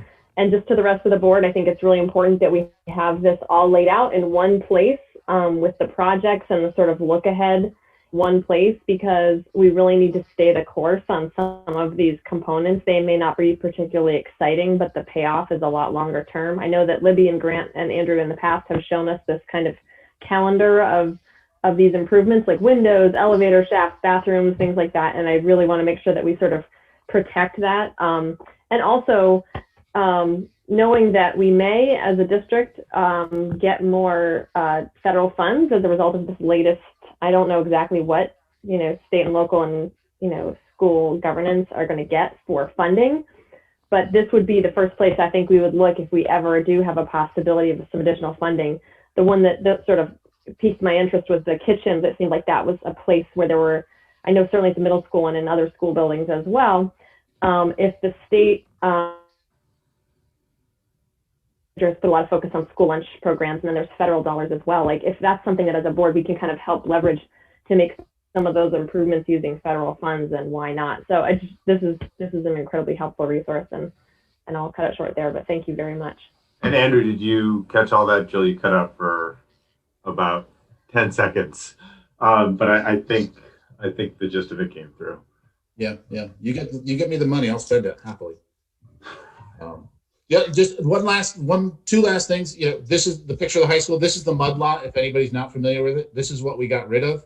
It's grass out there. They use it as a practice field. It's great. The other thing we're working very hard is this route here. You should never have cars driving around your buildings, your school buildings. Kids are not paying attention. Even at the high school, they're not paying attention. So we've gotten rid of this road. We've gotten rid of this road, and we're trying to break habits that you have to park your car to the very nearest. You have to park your car to the closest door to your room or your space or wherever you're going. Like it's good to go for a little walk out in the Vermont sun. The last thing I'm going to bring up, and there's the new fitness room if no one's been in there. Nice. It's quite nice. The one thing at the high school, one of the biggest challenges we have at the high school, the guys, what are the part of that Tom, that level of professionalism that Tom has brought to the custodial staff, and that he doesn't just hire people, right? He wants people that are going to join this team, stay with the team, engage, and be part of it. The high school especially gets used so much, and it's a good thing. It's part of the community. It's a good thing, but it's also a real burden that I think we sort of just said, yep, here you go. It's for everybody to use all the time. And I think we just need to be mindful of that we had staff, not last fall, the fall before, who would literally go months, with no more than one day off in a row, working 60 hours a week for 2 months at a clip. And we towards in 19, we said we're not going to rent out on Sundays anymore. We can't do it. We got to let the guys go shopping with their families for Christmas. So we at least at that one point had that 1 day a week. We just said we can't do it. So it's just mindful. We just need to be mindful as we open the buildings back up, and staffing wise. It's if we have the staff to do it, however, it's a great asset to the community. We just need to be the priority for the custodial staff and us is that on Monday morning when the doors are open, the school is ready for the kids and ready for learning, and everything else is after that. The other thing that Tom brought up, and this is the last thing, we got away from, we were very conscious at the beginning of this whole COVID thing to not have the sort of deep clean day, because Tom's direction and philosophy is it's as clean Monday morning as it is Wednesday morning as it is Friday morning. There's no need for a deep clean on a Thursday afternoon, because it's not dirtier on a Thursday than it was on Monday afternoon. And it's that kind of mindset that has served us well and will continue. And hopefully that's sort of an institutional thing that will carry forward past myself, past Tom, past Glenn, past Libby, past all of us, but that will just be the way. And I think Tom is well on his way to doing that.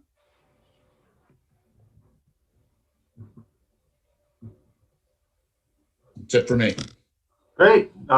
Thanks, Andrew. That was super helpful.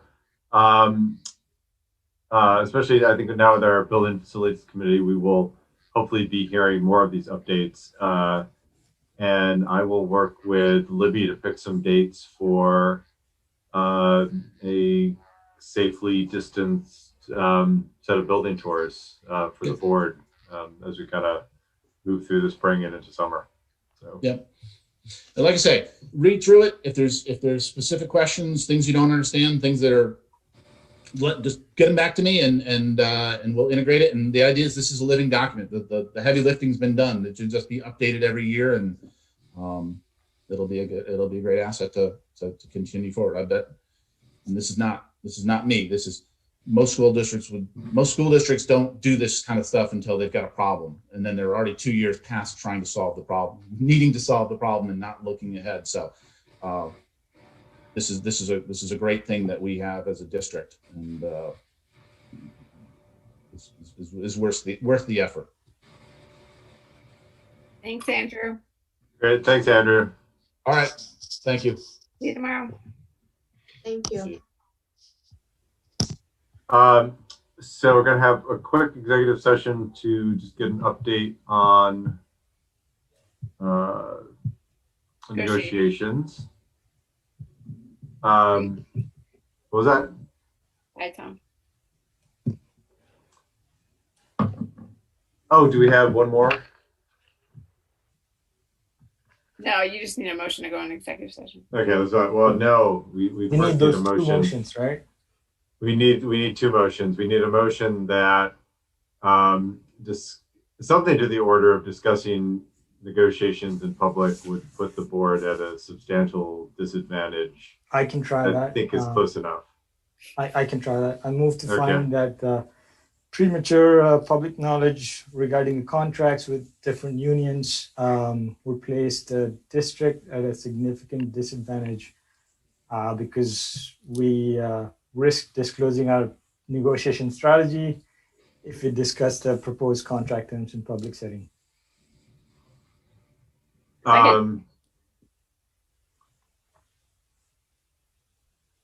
Any discussion? Etiquette. Aye.